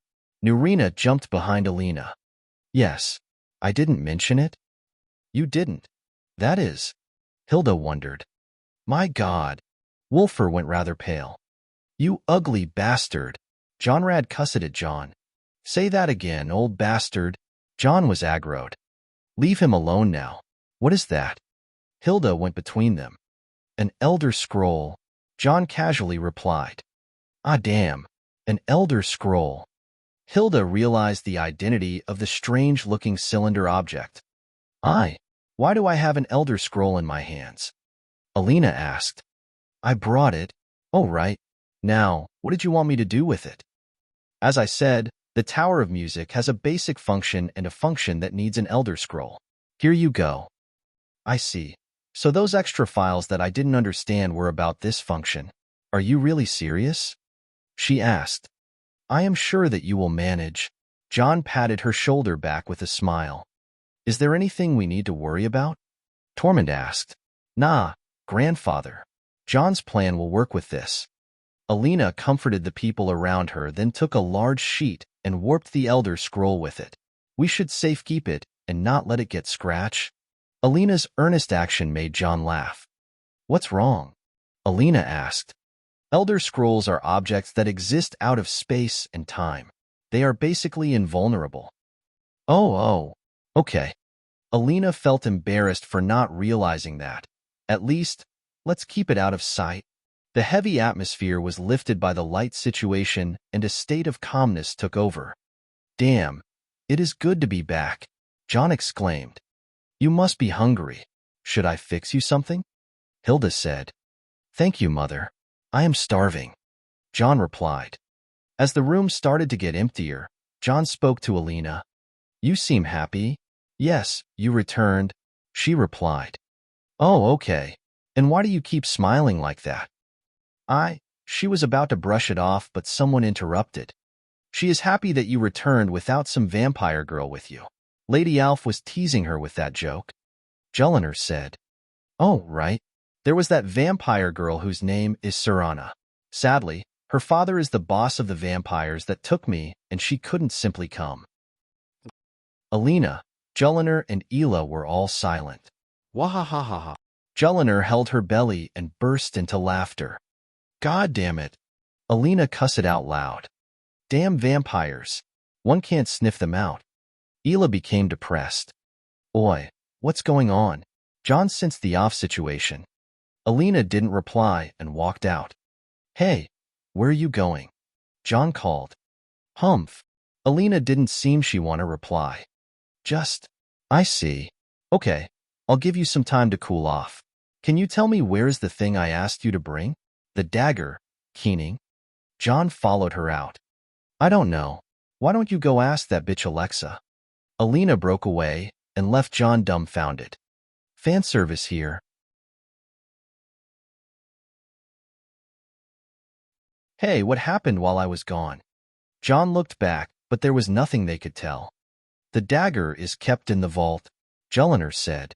Imogen, thanks. John nodded and went on his own. The house felt so much more beautiful after almost 4 months of absence. John took his way down to the basement to find Wolfer standing there working on something that looked like a large saddle. Hey, what are you up to? John asked. Alina has some plans of her own for the coming fight. I am just making sure everything is us according to the sketches, Wolfer said. And that is? A new toy for the Council of the Cousins, haha. Halfter begged me for it. You will see it when the time comes. Haha. Looking forward to it then. Are we all set with the battle preparations? John asked. Yes, it's all covered. Cannons, ballistas, Tesla towers, and all? Yep. Fine. Keep up the good work. John left Wolfer headed directly to the vault. He opened the brass door and walked in to find a few mounds of gold and gems in the small room. Sigh. Looks like I am not beating Scrooge McDuck anytime soon. I agree. Shadow? Motherfucker. Where were you? What are you talking about, motherfucker? Where were you? The hell? You took your tail and disappeared before I got dragged by the vampires. Vampires? What exactly did I miss? You were going to fight the Forsworn last time I saw you. After that, I couldn't find you anywhere. What the fuck do you mean? Shouldn't you be in my head? Do I look like a fucking imaginary friend to you? I was out there doing my business? The hell? Fine, good. Very good. The Dawnguard DLC was about to start 2 years earlier. The fuck? I even got an Elder Scroll? Okay, start from the beginning. And John started from the beginning. Now, mind telling me where on Nirn did you disappear? I'd call it Earth rather than Nirn. Shadow murmured quietly. Wait, what? What? Nothing. What are you talking about? You just said Earth. Did I? You must be imagining things. Hey, don't fuck with me. You just said Earth. No, I didn't say that. Damn you. You are on Earth. No, stop it. We'll talk later, bye. Hey, Shadow. You fucker, damn it. John was absolutely baffled by what happened just now. He thought he understood the mystery of Shadow as a high-ranking spirit bound to his reincarnation, but things seemed rather more than just that. Shadow messed when he was using telepathy with John, and his thoughts slipped. Something about Earth. John sat on some mound of gold coins and racked his brain around the matter. It can be anything at this point judging by how flustered Shadow was. He knew there was more to this than just what he thinks, but this is his first time finding a lead about Earth. Just to what extent is Shadow involved with Earth? John thought and thought for almost an hour, but nothing came to mind. He couldn't tell from where should he start solving this puzzle. Fuck it. Whether it is Shadow's origin or the connection between this world and the past one, John had no basis to work on other than some theories and speculations. It held no meaning towards the truth behind everything, of course, but he can only hope for the bits and pieces he gets from Shadow. Of course, John has no intention of returning to Earth. 15 years have passed, and he already stopped grieving for his old life, and of course the people there have already buried his corpse and moved on. Now that the mood was ruined by stupid Shadow, John gave a hearty sigh and stood up looking around. Alexa, what's up? Good morning, John. Oh, you got an update? Your voice sounds a bit less feminine now. Your tone is also mechanical rather than harmonious. Who changed the settings? Second admin Alina. I see. That's what you get for giving your girl the password. Sigh. Fine. Restore the old settings and set their access to first admin only. Confirmation required. Also, second admin has left a message in case you have done this action. Really? Check. Asterisk smiling emoji asterisk. Fuck. Cancel action. John broke in a cold sweat. Alina is scary. Alexa, where's the thing? The shelf behind you. John turned around and saw a neatly decorated box. He opened it and saw Keening, encased in its Dwemer metal handle and blue crystal blade covered in layers of protective enchanted sheets. Of course they have done so because touching Keening without proper protection is lethal. Keening is an item of a set called the Tools of Kagranak, the 3 artifacts that were the core part of the secret behind the Dwemer disappearance from the world and the rise of the 3 living gods, demigods, that ruled Morrowind, the Tribunal. The dagger, Keening, the hammer, Sunder, and the gauntlet, Wraithgord.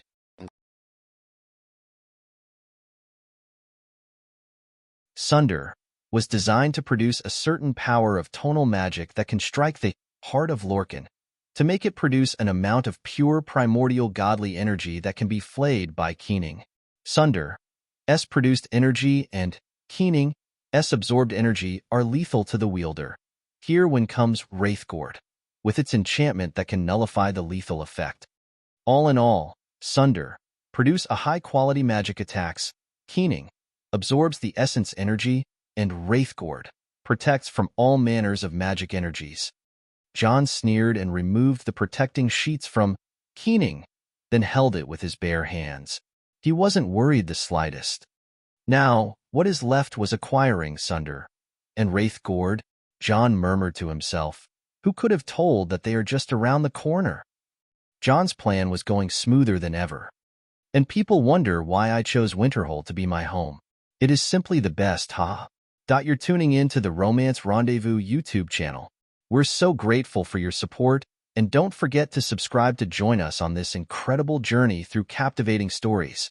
Your generosity through donations truly makes a world of difference, as it's the primary source of revenue that allows me to expand and enhance this channel for you. Thank you from the bottom of my heart for being a part of this adventure.